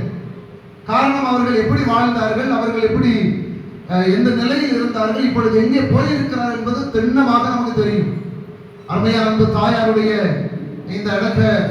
இந்த மரண சரீரத்திற்கு முன்பதாக நின்று கொண்டு அவருடைய கணவன் முதல் அவருடைய பிள்ளைகள், அவருடைய மருமக்கள் மற்றும் இங்கே வந்திருக்கிற சில உறவினர்கள் கூட, திருச்சபை பிள்ளைகள் கூட அவர்களை குறித்த சாட்சி அது சாதாரணமான ஒரு சாட்சி அல்ல. ஒரு நல்ல ஒரு பரிசுத்த வாழ்க்கை வாழ்ந்து அவர்கள் மரித்து போயிருக்கிறார்கள். தானியேல் தீர்க்கதரிசன புஸ்தகம் கடைசி அதிகாரம் கடைசி வசனம் சொல்லுகிறது, நீயோ என்றால் முடிவு வரும் மட்டும் போயிரு, நீ இளைப்பாறிக் கொண்டிருந்த நாட்கள் முடிவிலே உன் சுதந்திர வீதத்திற்கு எழுந்திருப்பாய் என்று அங்கு சொல்லப்பட்டிருக்கிறது. இப்பொழுது அருமையான அன்பு தாயார் அவர்கள் இளைப்பாறிக் கொண்டிருக்கின்றார்கள். அவர்கள் இளைப்பாறுவதற்கான ஒரு இடத்திற்கு சென்றிருக்கின்றார்கள். அந்த இடம் பரதீஸ் என்று நாம் வேதத்தில் வாசிக்க முடியும். அவருடைய சரீரத்தை இப்பொழுது இந்த இடத்துல இளைப்பாறிக் கொண்டிருக்கிறது. இன்னும் சில நிமிடங்களுக்குள்ளாக அவர்களுக்கென்று அவருடைய சரீரத்தை விதைப்பதற்கான ஒரு இடத்தை தேர்வு செய்திருக்கின்றோம். அந்த இடத்தில் ஆண்டவராய் இயேசு கிறிஸ்து வருகிற நிமிடம் வரையிலும் இந்த சரீரம் அங்கே இளைப்பாறிக் கொண்டு இருக்கும். அல்லேலூயா.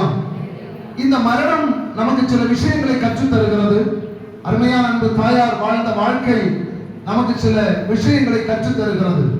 என்னவென்றால், ஆண்டவராய் இயேசு கிறிஸ்து நானே வழியும் சத்தியும் ஜீவனமாய் இருக்கிறேன் என்று சொன்னார். அந்த வழியிலே அந்த வழியை அவருக்கு கற்றுக் கொடுத்து பிதாவாகி தேவன் சொன்ன வழியில் கர்த்தராய் இயேசு கிறிஸ்து நடந்தார். கர்த்தராய் இயேசு கிறிஸ்து பின்பற்றுகிற பரிசுத்தவான்கள் கர்த்தராய் இயேசு கிறிஸ்து வழியை பின்பற்றி நடப்பார்கள். அருமையான அன்பு தாயார் அவர்கள் சுமார் 67 ஆண்டு காலங்கள் இந்த உலகத்திலே வாழ்ந்திருக்கிறதாக நான் கேள்விப்படுகிறேன். அந்த 67 ஆண்டு காலங்களும் ஒரு அர்த்தமுள்ள வாழ்க்கையாக வாழ்ந்தார்கள். சுருக்கமாக சொல்ல போனால் ஒரு கிறிஸ்தவ மனுஷியாக கிறிஸ்துவை தன்னகத்தை கொண்டு வாழ்ந்த ஒரு அன்பு தாயாராக இங்கே இருக்கிற எல்லோரும் நீங்கள் சாட்சியாக இருக்கின்றீர்கள். நாங்கள் சொன்னால் பொய்யாகிவிடும். நீங்கள் உங்களுடைய எண்ணங்கள் இருப்பது பொய்யாகாது. ஒரு கிறிஸ்தவன் எப்படி வாழ வேண்டும் என்பதற்கு நல்ல ஒரு முன்னுதாரணமான ஒரு வாழ்க்கை வாழ்ந்திருக்கின்றார்கள் என்பதை நாம் உங்கள் மத்தியிலே பதிவு செய்ய விரும்புகிறேன். இந்த உலகத்திலே கிறிஸ்தவர்கள் பெரும்பான்மை மக்கள், அகில உலகத்திலேயும் கிறிஸ்தவர்கள் பெரும்பான்மையினர்கள். இந்த கன்னியாகுமரி மாவட்டத்தில் சொல்ல வேண்டாம், கிறிஸ்தவர்கள் என்கின்ற போர்வை வாழ்கின்றவர்கள் அதிகமாக இருக்கின்றார்களே அன்றி கிறிஸ்தவர்கள் மிகவும் சிறுபான்மையினராகவே இருந்து கொண்டிருக்கின்றார்கள். இப்படிப்பட்ட பரிசுத்த வாழ்க்கை வாழ்கின்றவர்கள் தான் கிறிஸ்தவர்கள். எல்லோரையும் கிறிஸ்தவர்கள் என்று வேத புஸ்தகம் அங்கீகரிக்கவில்லை என்பதையும் நான் பதிவு செய்ய விரும்புகின்றேன். அருமையான அன்பு சகோதரர் சாட்சி சொல்லும் அதனுடைய மகன் சொல்லும் பொழுது சொன்னார், யாரிடத்துல சண்டை போகக்கூடாது, யாரிடத்துல அடி வைக்க கூடாது என்கின்ற ஒரு உபதேசத்தை கற்றுக் கொடுத்து பிள்ளைகளை அன்பு தாய் வளர்த்தது மிகுந்த சந்தோஷம். இன்றைக்கு இருக்கின்ற அருமையான கிறிஸ்தவர்கள் என்கின்ற போர்வையில் இருக்கின்ற நாம் சற்று நம்முடைய ஜீவியத்தை, நம்முடைய வாழ்க்கையை சிந்தித்து பரிசோதித்து பார்க்க வேண்டும். எல்லோரும் எங்கே ஓடிக்கொண்டிருக்கின்றோம் என்றால் பரலோகத்திற்கு நேராக ஓடிக்கொண்டிருக்கின்றோம். அந்த ஓட்டம் எப்படி இருக்க வேண்டும் என்று சொன்னால், பவுல் சொன்னது போல நல்ல போராட்டம் போராடினேன், ஓட்டம் முடித்தேன், விசுவாசம் காத்துக்கொண்டேன். அப்படிப்பட்ட ஒரு ஓட்டத்தை தான் ஆண்டவராய் இயேசு கிறிஸ்து விரும்புகிறார். ஹல்லேலூயா, ஹல்லேலூயா. நமக்கு இது துக்க நாள், நம்முடைய சரீர பிரகாரமாய் துக்கமாய் இருந்தாலும் இது பரலோகத்தில் மகிழ்ச்சிக்குரிய ஒரு நாளாக இருக்கிறதுனாலே தான் ஆண்டவருக்கு நான் மகிழ்ச்சி அடைகின்றேன்.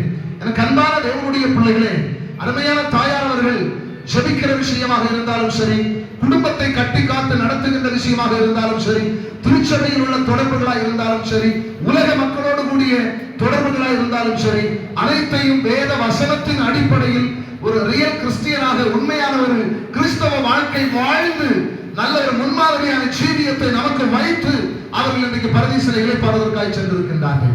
இன்றைக்கு எல்லா மதத்தில் இருக்கின்ற சகோதரர்களும் எல்லா மார்க்கத்தில் இருக்கின்ற சகோதரர்களும் சொல்லுகிற ஒரே காரியம், எனக்கு பரலோகம் போக வேண்டும், வைகுண்டம் போக வேண்டும், சொர்க்கம் போக வேண்டும் என்றெல்லாம் ஒவ்வொரு மனிதர்களும் சொல்லுகின்றார்கள். மரித்து போன பின்பு பரலோகம் போகணும் என்கிற ஆசை இருக்கிறது. ஆனால் இந்த உலகத்திலே மனிதன் எப்படி வாழ்கிறான் என்பதுதான் இன்றைக்கு தெரியாமல் வாழ்ந்து கொண்டிருக்கிறார். ஏன் கிறிஸ்தவர்கள் கூட அப்படித்தான் வாழ்கின்றார்கள். இன்றைய கிறிஸ்தவர்களுடைய நிலைமையை சிந்திக்கின்ற பொழுது தாராளமாக எங்களுக்கு இன்றைக்கு பிரசங்கம் பண்ண முடியும். ஏனென்றால் தாயார் சாட்சி உள்ளவர்களாய் மரித்து நித்தியத்துக்கு போனபடினால எப்படி வேணாலும் எங்களுக்கு இன்னைக்கு பிரசங்கம் பண்ணலாம். Praise God. ஏன்னா சாட்சியோடு அவர்கள் வாழ்ந்து மரித்து போயிருக்க முன்மாதிரி வைத்து போயிருக்கின்றார்கள். நம்ம எல்லாரும் கிறிஸ்தவர்கள் தான். ஆனால் கிறிஸ்தவுக்காக வாழ்ந்து கொண்டிருக்கிறோமா? ஒரு கிறிஸ்தவ தன்மை நமக்குள்ள இருக்கிறதா? பொறுமை இருக்கிறதா? ஒரு அன்பு இருக்கிறதா? இரக்க குணம் இருக்கிறதா என்று கேட்டால் பெரும்பான்மையானவரிடத்துல இல்லை. 12 மணிக்கு பிராண்டி ஷாப் திறக்கும். நீங்க பிராண்டி ஷாப் பக்கத்துல அப்படியே ஒரு தடவை ஒரு சுத்தி வந்துட்டீங்கன்னா பெரும்பான்மையாக அங்க நின்று குடிக்கிறதுக்கு போகின்றவர்கள் கிறிஸ்தவர்களாக தான் இருப்பார்கள். கிறிஸ்தவர்கள் அல்ல, கிறிஸ்தவர்கள் போர்வையில் இருக்கின்ற கிறிஸ்தவர்கள். ஆகினால இப்படிப்பட்டவர்களும் கடைசியாக பரலோகம் செல்ல வேண்டும் என்று விரும்புகின்றார்கள். எனக்கு அன்பானவர்களே, அருமையான அன்பு தாயார் கர்த்தருடைய பரிசுத்தவாட்டியாக இன்றைக்கு மரித்து அவர்கள் பரலோகத்திற்கு சென்றிருக்கின்றார்கள். அப்ப பரலோகம் செல்வதற்காக ஒரே ஒரு வழிதான் இருக்கிறது. அது ஆண்டவராகிய இயேசு கிறிஸ்துவினுடைய வழி. அந்த வழி, அந்த மார்க்கம் எப்படிப்பட்டது என்று சொன்னால் அது அன்பு நிறைந்தது. அது தேவனுடைய சாட்சி நிறைந்த ஒரு வாழ்க்கை, அன்பு நிறைந்த வாழ்க்கை, இரக்கமுள்ள வாழ்க்கை. இப்படி நிறைய பேசிக்கொண்டே போகலாம். அந்த வழியிலே எங்கள் அருமையான அன்பு தாயார் அவர்கள் அழகாக வாழ்ந்து முன்மாதிரியாக மறித்து போய் இரவெல்லாம் ஜெபிக்கிற ஒரு அனுபவம். இன்னைக்கு நம்மால முடியுமா என்று கேட்டால் அது ஒரு கேள்விக்குதான். ஜெபிக்கிறோம், ஆனா இப்படிப்பட்ட பரிசுத்தவான்களுக்கு ஒத்தபடி நாம் ஜெபிக்கிறோமா என்று கேட்டால் அது கேள்விக்குறியாகத்தான் இருக்கிறது. அன்புக்குரிய எனக்கு அன்பான தேவனுடைய பிள்ளைகளே, அருமையான அன்பு தாயார் அவர்கள் இன்றைக்கு நம் முன்பதாக கண்மூடி அவர்கள் படுத்திருந்தாலும் அவருடைய ஆத்மா இன்றைக்கு பரதீசில் இளைப்பாய் கொண்டிருக்கிறது. அந்த ஆத்மா ஒரு நாள் இந்த பூமிக்கு வரும் என்பதை நாம் நினைக்க வேண்டும். ஆண்டவர் இயேசு கிறிஸ்து எனக்கு பிரசங்கிக்கிறது நேரம் இல்லை, அவன் அதற்குரிய ஆட்கள் இருக்கிறாங்க. ஆண்டவர் இயேசு கிறிஸ்து ஒரு நாள் இந்த பூமிக்கு வருவார், மத்திய ஆகாயத்தில் பரிசுத்தவான்களை எடுத்துக்கொண்டு போவதற்காக வருவார். அன்றைக்கு இந்த அன்பு தாயார் அவர்கள் உயிர் தெழும்புவார்கள் என்கிற நம்பிக்கை, கிறிஸ்தவத்தை நம்புகின்ற, கிறிஸ்துவை ஏற்றுக்கொண்ட, விவிலியத்தை நம்புகின்ற அத்தனை பேருக்கு அந்த நம்பிக்கை உண்டு. அந்த அடிப்படையிலே அருமையான தாயார் அவர்கள் அதை விசுவாசித்தார்கள். அதே விசுவாசத்தை நாங்கள் விசுவாசிக்கின்றோம். அந்த நம்பிக்கையில நீங்கள் விசுவாசித்தால் அந்த மேலான மகிமையான பாக்கியத்தை நம்ம காண முடியும். உயிர்த்தெழுதல் ரெண்டு உண்டு என்று வேதம் சொல்லுகிறது. ஒன்று பரிசுத்தவான்களுடைய உயிர்த்தெழுதல், இரண்டாவது பாவிகளுடைய உயிர்த்தெழுதல். முதலாம் உயிர்த்தெழுதலுக்கு பங்குள்ளவன் பரிசுத்தவான் பாக்கியவானமாய் இருக்கிறான் என்று சொல்லப்பட்டிருக்கிறது. அந்த பரிசுத்தவான் என்று சொல்லுகிற தாயாருடைய அனுபவத்தில் வாழ்கின்றவர்கள் அவர்கள் பாக்கியவான்கள். இது எப்பொழுது நடக்கும் என்று சொன்னால் ஆண்டவராய் இயேசு கிறிஸ்துவுடைய ஸ்தோத்திரம் ரகசியமான ஒரு வருகை ஒன்று வேதத்தில் எழுதப்பட்டிருக்கிறது. அந்த வருகைக்கு ஆயத்தமாக இருக்கின்ற, அதாவது பிதா இயேசு கிறிஸ்துவை சொந்த ரட்சகரை ஏற்றுக்கொண்டு மனம் திரும்பி பாவ மன்னிப்பு நிச்சயத்தை பெற்று பிதாக்குமாரன் பரிசுத்தாவின் நாமத்தில் அபிஷேகம் பெற்ற ஊழியரிடத்தில் முழுக்க ஞானஸ்நானம் பெற்று ஆண்டவருக்கு பரிசுத்தமாய் வாழ்ந்து மறிக்கின்றவர்களுக்கு அப்படிப்பட்ட ஒரு மேலான பாக்கியத்தை தருகிறார். அந்த பாக்கியத்தை அருமையான அன்பு தாயார் அவர்கள் அவன் அடைய போகிறார்கள் என்பதை மகிழ்ச்சியோடு நான் சபைக்கு அறிவிப்பதிலே சந்தோஷப்படுகின்றேன். எனக்கு அருமையானவர்களே, அருமையான அன்பு தாயார் சென்ற இடத்திற்கு நானும் நீங்களும் கடந்து செல்ல வேண்டும் என்று சொன்னால் ஆண்டவராய் இயேசு கிறிஸ்துவின் வழியை நாம் இந்த நாட்களை பின்பற்ற வேண்டும். இரண்டாவது, அவன் ஒரு உயிர்த்தெழுதல் உண்டு. அது எப்பொழுது நடக்கும் என்று சொன்னால் இந்த முதலாம் உயிர்த்தெழுதல் இயேசு கிறிஸ்துவின் வருகை, ரகசியமான வருகை. அதைத் தொடர்ந்து 7 வருஷம் அந்தி கிறிஸ்துவின் ஆட்சி பூமியிலே நடைபெறும். அதற்குரிய சகல காரியங்கள் இன்றைக்கு பூமியிலே நடைபெற்றுக் கொண்டிருக்கிறதை நாம் காண்கின்ற யுத்தங்களையும் செய்தியை கேட்பீர்கள் என்று வேதம் சொல்லுகிறது. அவைகள் இன்றைக்கு நடைபெற்றுக் கொண்டு இருக்கின்றது. இப்படிப்பட்ட காரியங்கள் முடிந்து 7 வருஷ காலம் அந்தி கிறிஸ்துவின் ஆட்சி நடக்கும். அதற்கு பின்பதாக ஆண்டவராய் இயேசு கிறிஸ்து பூமிக்கு வருவார். ஆமென். அதுக்கு பின்பு ஆண்டவராய் தேவன் பிசாசை பிடித்து அந்தகார சங்கிலியிலே கட்டி பாதாளத்தில் அடைத்து வைப்பார். பூமியில் 1000 வருஷம் ஆட்சி செய்வார். அந்த ஆட்சி அதற்கு பின்பு ஒரு உயிர்த்தெழுதல் உண்டு பாருங்கள். அந்த உயிர்த்தெழுதலில் தான் ஆமென் மரித்து போன மற்ற அனைவரும் உயிரோடு எழும்புவார்கள். அவர்கள் நியாயம் தீர்க்கப்படுவார்கள். அவரவர் செய்த நன்மைக்கு தகுந்தபடிக்கு பரலோக ராஜ்யத்திலே அவர்கள் நல்ல ஆசீர்வாதமான ஒரு மகிமை உண்டாகும். அவன் பாவியாய் மரித்து போனவர்களுக்கு வேறு விதத்திலே நியாயத்திற்கு உண்டாகி நித்திய நரகத்திற்கு செல்வார்கள் என்று நாம் வேதத்தில் வாசிக்க முடியும். அதனுடைய அடிப்படையில் இன்றைக்கு நாம் கிறிஸ்தவர்களாய் என்கிற போர்வையில் வாழ்ந்து கொண்டிராமல் உண்மையான ஒரு கிறிஸ்தவர்களாய் வாழ்ந்து ஆண்டவராய் இயேசு கிறிஸ்து நமக்கு முன்வைத்து சென்ற அந்த வழியை பின்பற்றின அருமையான தாயார் அவர்கள் பின்பற்றினார்கள். அவர்கள் அந்த வழியை நமக்கு வைத்து போயிருக்கின்றார்கள். அதே வழியில் நானும் நீங்களும் பின்பற்றி நித்திய ராஜ்யத்தை செல்வதற்கு ஆயத்தப்படுவோம். கர்த்தருடைய மகிமையும் கிருபை நம்மோடு இருப்பதாக. அருமையான அன்பு தாயாரை இழந்து தவிக்கின்றதான அருமையான கணவன், அவருடைய பிள்ளைகள், அவருடைய மருமக்கள், அவருடைய பேர பிள்ளைகள், திருச்சபை போதகர் குடும்பங்கள், உறவினர்கள், இந்த தேசத்தின் ஜனங்கள் அனைவருக்கும் பத்மநாபபுரம் வட்டார பெந்தேகோஸ்தே அவன் டயோசிஸ் சார்பாக ஆழ்ந்த ஆறுதலையும் அனுதாபத்தையும் ஜெபத்தையும் தெரிவித்துக் கொண்டு வார்த்தை சொல்லுகிறேன். ஆண்டவராகிய இயேசு கிறிஸ்துவின் நல்ல நாமத்தில் மறுபடியும் உங்களை வாழ்த்துகிறேன். பெந்தேகோஸ்தே சபைகளின் கூட்டமைப்பின் குமரி மாவட்டத்தின் சார்பிலே ஆழ்ந்த இரங்கலையும் வருத்தத்தையும் அறிவிக்கிறோம். மாத்திரமல்ல, சாலோன் பெந்தேகோஸ்தே சபைகளின் திகனம்போடு அம்பலத்துவிளை சபைகளின் சார்பில் ஆழ்ந்த இரங்கலை அறிவிக்கிறோம். மாத்திரமல்ல, இதுக்கு மேலே நான் வேற எதுவும் சொல்ல விரும்பவில்லை. காரணம் என்னன்னா, எல்லாவற்றுக்கெல்லாமா இருந்து இந்த நாட்களில் நல்ல ஒரு ஜெபிக்கிற, நல்ல ஒரு ஊழியம் செய்த ஒரு நல்ல தாயாரை இழந்து நிற்கிறோம். இந்த வெற்றிடங்களை கர்த்தர் நமக்கு நிரப்புவாராக. குறிப்பாக இந்த காலை வேளையில அடுத்த பகுதிக்குள்ளாய் நாம் கடந்து செல்ல போகிறோம். இறுதி பகுதியாக நம்மோடு கூட குளச்சல் வட்டாரத்தினுடையதான குளச்சல் வட்டார பெந்தேகோஸ்தே சபைகளின் கூட்டமைப்பினுடையதான பேராயராக இருந்து கர்த்தருடைய பணியை செய்து கொண்டிருக்கிறதான பாஸ்டர் விஜயகுமார் அவர்கள் நம்மோடு கூட இருப்பதில் கர்த்தருக்கு மகிழ்ச்சி அடைகிற இப்பொழுது அவர்கள் நம்மோடு கூட கர்த்தருடைய வார்த்தையை கொடுத்து அடுத்த பகுதிகள் அடக்க ஆராதனை வரை உள்ள அத்தனை பகுதிகளையும் அவர்கள் நமக்கு நடத்தி தருவார்கள். தொடர்ந்து ஜெபத்தோடு காணப்படுவோம். வந்திருக்கிற அனைவரையும் வாழ்த்துகிறேன். இப்பொழுது பாஸ்டர் விஜயகுமார் அவர்கள்.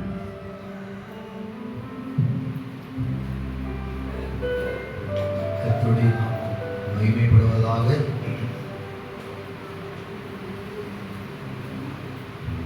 அமர்ந்திருக்கின்ற அனைத்து போதகர்களுக்கும் இயேசு கிறிஸ்து நாமத்தினாலே வாழ்த்துக்களையும் நன்றியை கூறிக்கொள்கின்றேன். இவ்விதமான ஒரு நல்ல ஒரு அடக்காராதனையில் ஒரு பாக்கியத்தை நாங்களும் பெற்றிருக்கிறோம் என்றுதான் சொல்ல முடியும். கர்த்தருடைய நாமம் மகிமைப்படட்டும். மட்டுமல்ல, அன்பு தாயாருடைய சாட்சிகளை நாம் கேட்டுக்கொண்டே இருக்கிறோம். அவருடைய அனுபவங்களை நாம் பார்த்து கொண்டிருந்தோம், அனுபவித்தோம், இன்றைக்கு கேட்டுக்கொண்டிருக்கிறோம். ஒன்றை மட்டும் சொல்ல முடியும், இன்றைக்கி எங்களுக்கு வாய்ப்பு கிடைச்சதுன்னா விடிய பேசிட்டே இருக்கும். அல்லேலூயா. அதான் தேவ சமூகம். ஏன்னா அன்பான தாயாரை குறித்து நல்ல சாட்சிகளை கேட்டோம். அவர்கள் ஆண்டவர் கொடுத்த ஆயுசு நாட்கள் வரைக்கும் இந்த உலகத்தில் ஒரு நல்ல குடும்பத்தை உருவாக்கி இருக்கிறார்கள், நல்ல தலைமுறைகளை உருவாக்கி இருக்கிறார்கள். இன்னும் ஆண்டவராய் இயேசு கிறிஸ்துவை இந்த உலகத்தில் பிரதிபலித்திருக்கிறார்கள். அதை தான் முக்கியமாக சொல்ல முடியும். இயேசு கிறிஸ்துவை பிரதிபலித்திருக்கிறார். இயேசு கிறிஸ்துவை தன்னுடைய சாயலாய் ஏற்றுக்கொண்டு அந்த இயேசு கிறிஸ்துடைய சாயலை தன்னுடைய ஆயுசு நாட்கள் கடைசி மட்டும் அவர்கள் அந்த சாயலை பிரதிபலித்திருக்கிறார். அதனால கட்டாயம் இன்னைக்கு நேரம் கொடுத்தீங்கன்னா நாங்கள் பேசிட்டே இருக்க முடியும்.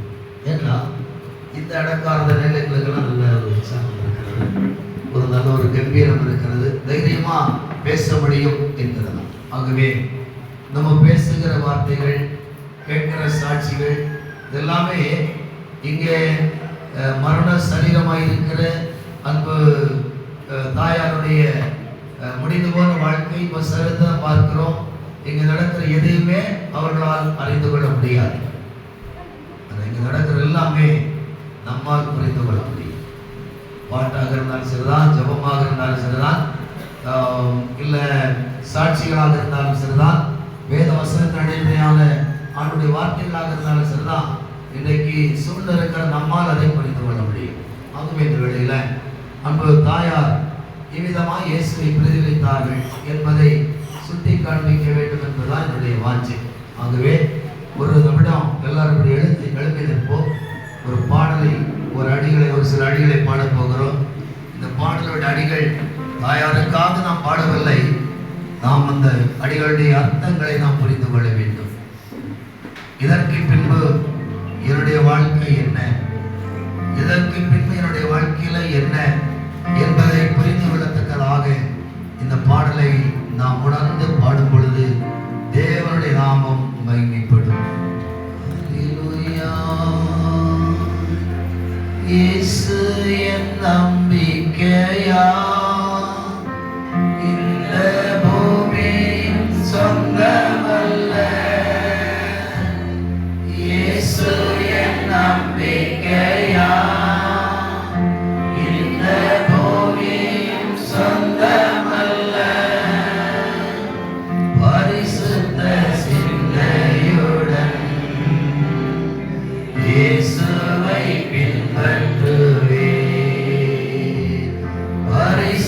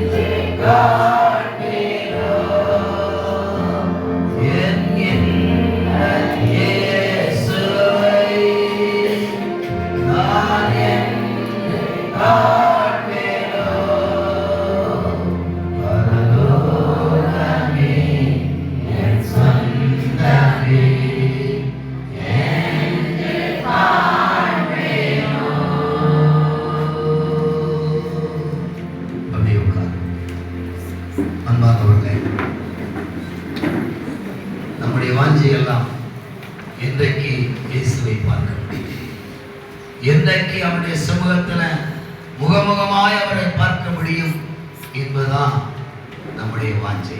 வேதம் நமக்கு தெளிவாய் கற்றுக் கொடுக்கிறது.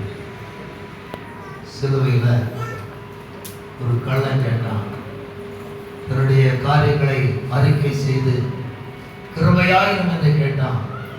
இயேசு சொன்னார், இன்றைக்கு நீருடனே கூட பரதேசிகள். இன்னைக்கு உலகத்தில் அநேகர் சொல்லுகிறார்கள், அந்த கள்ளம் போனா நாங்களும் உலகம் அப்படிதான் சொல்லுவோம். அந்த கள்ளன் போனா நாங்களும் போவோம். எப்படி வாழ்ந்தாலும் போவோம் என்பதுதான் இன்னைக்கு உலகத்தினுடைய பார்வை. வேதம் இந்த கள்ளனை கொண்டு நமக்கு கற்றுக் கொடுக்கிற காரியம், கள்ளனிடத்தில் ஆண்டவர் சொன்னார், இன்றைக்கு என்னுடைய கூட பரதேசில் இருப்பாய். இயேசு அவனையும் அவரோடு அந்த நேரத்தில் சேர்த்து கொண்டார். அந்த ரகசியம் என்னன்னா, அவனுக்கு மனம் திரும்ப நேரம் கொடுக்கப்படவில்லை, ரட்சிக்கப்பட நேரமில்லை, மொழி ஞானஸ்நானம் பெற்றுக்கொள்ள நேரமில்லை. அதனால்தான் இயேசு சொன்ன வார்த்தைப்படி அவன் சேர்த்து கொள்ளப்பட்டான். இன்னைக்கு இந்த உலகத்துல வேதத்திலே எல்லாம் பார்க்கிற நமக்கு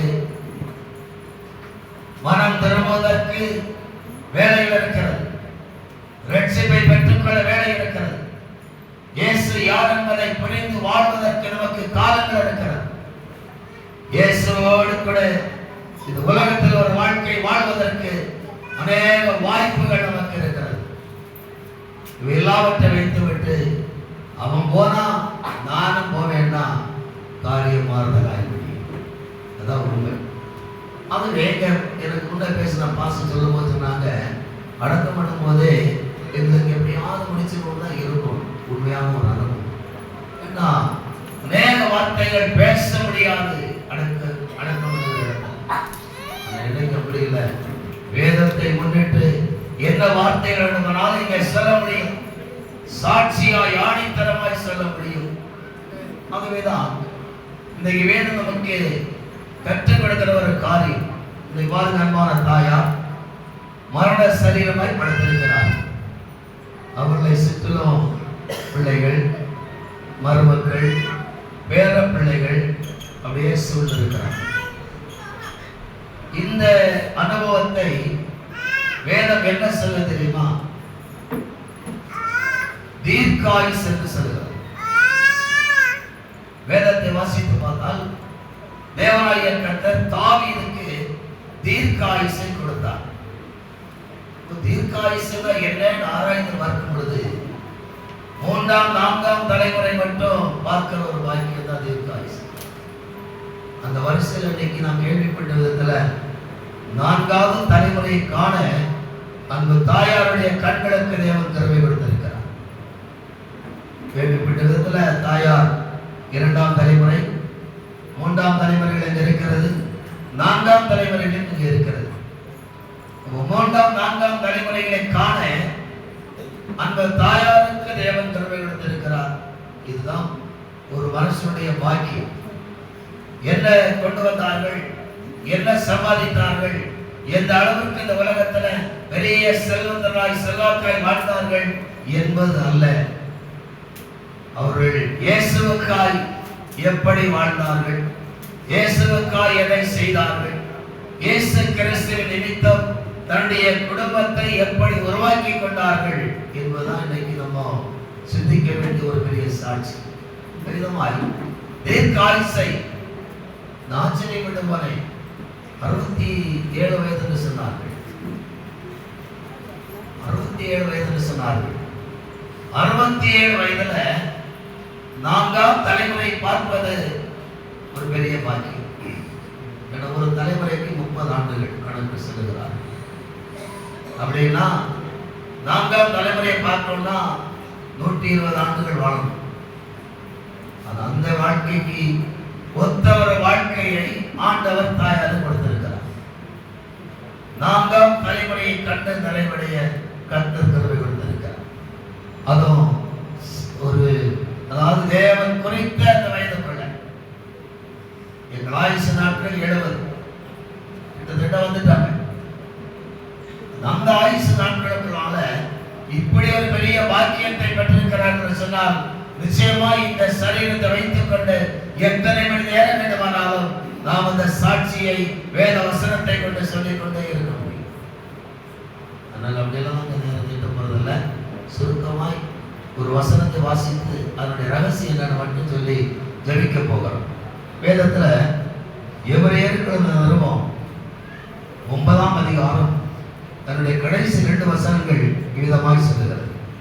அந்தியும் ஒரே தரம் மரிப்பதும் பின்பு நியாயத்தை படைவதும் மனுஷனுக்கு நியமிக்கப்பட்டிருக்கிறபடியே கிறிஸ்துவும் அநேகருடைய பாவங்களை சுமந்து அநேகருடைய பாவங்களை சுமந்து தீர்த்தபடிக்கு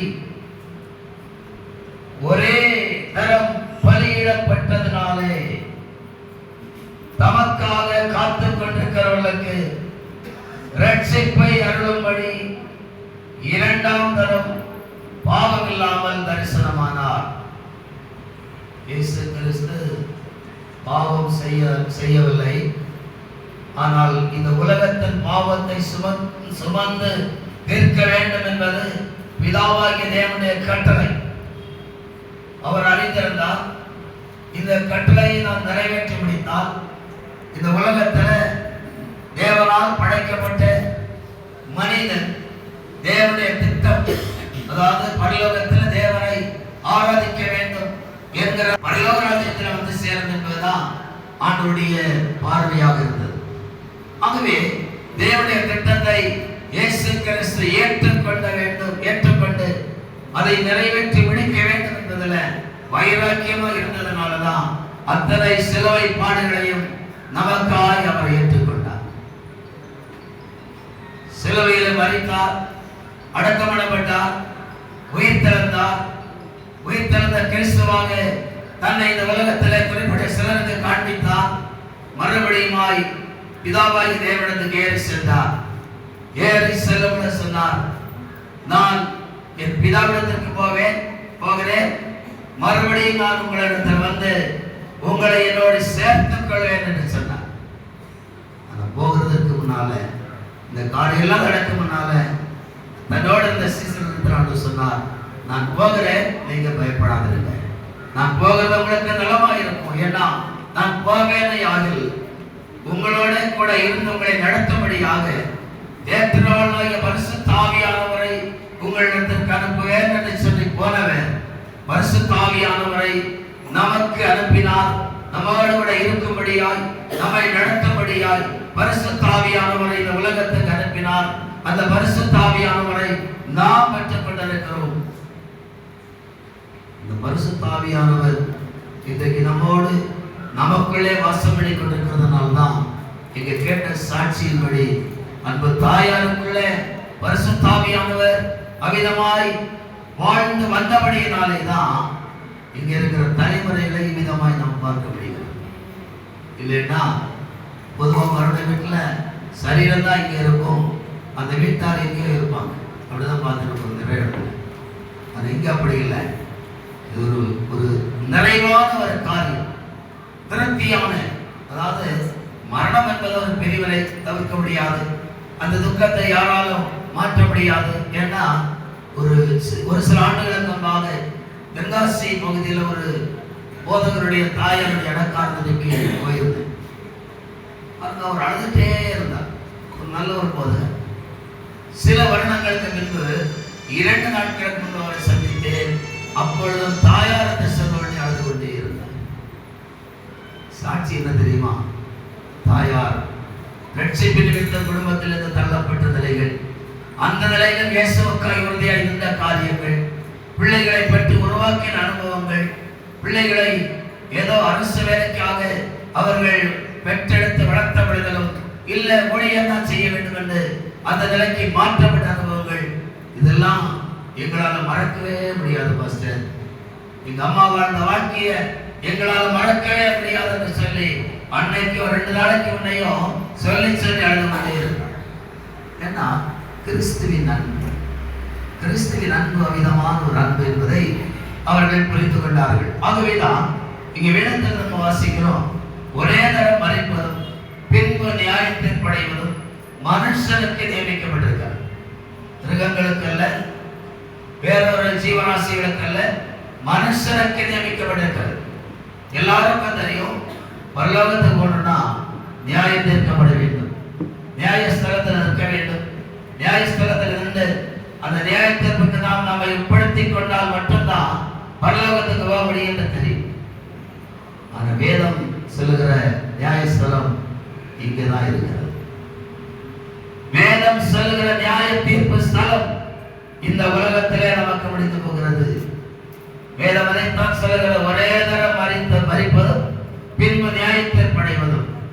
அன்பான தாயார் கிறிஸ்துவுக்குள்ளாக ஒரு தரம் மறித்தார்கள், மறுபடி பிறந்தார்கள், கிறிஸ்துவுக்காய் தன்னுடைய வாழ்க்கையை அர்ப்பணித்தார்கள், வாழ ஆரம்பித்தார்கள், இயேசு கிறிஸ்துவை பிரதிபலிக்க ஆரம்பித்தார்கள், இயேசுவோடு கூட சேர்ந்து வாழ்கிற அனுபவத்தை தக்க வைத்துக் கொண்டார்கள்.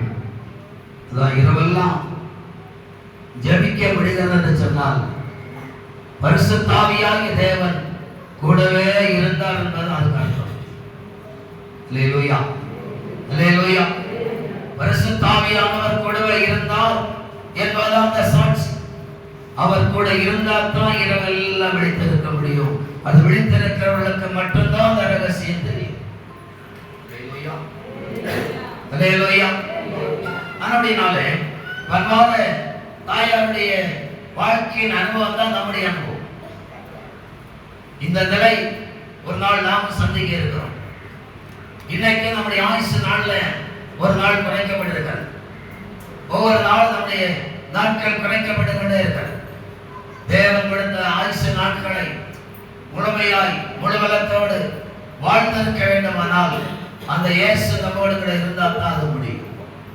ஆகவேதான் அன்பான தாயார் இயேசுவை ஏற்றுக்கொண்டார்கள், ஞானஸ்நானம் பெற்றார்கள், அபிஷேகம் பெற்றார்கள், பரிசுத்தப்படுத்திக் கொண்டார்கள், பரிசுத்த பந்திகளை பங்கு கொண்டார்கள், பரிசுத்த ஆராதனை தேவனுடைய ஆலயத்தில் நடக்கிற எல்லா காரியங்களும் தங்களை ஈடுபடுத்திக் கொண்டார்கள். இந்நாட்டோருக்கு சில வகையான ஊழியர்களை செய்தார்கள். இப்படி எல்லாவற்றையும் இயேசுவுக்காய் செய்ய ஆரம்பித்தார்கள்.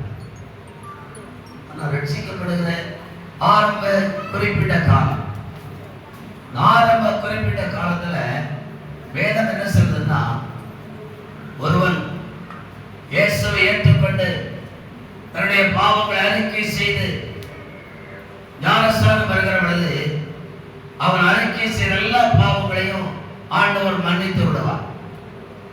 அந்த வேதம் தெளிவாய் சொல்கிறது, மன்னிக்கப்பட்ட பாவங்கள் நியாயம் தீர்க்கப்படாமல் நிறைவேறுவதில்லை.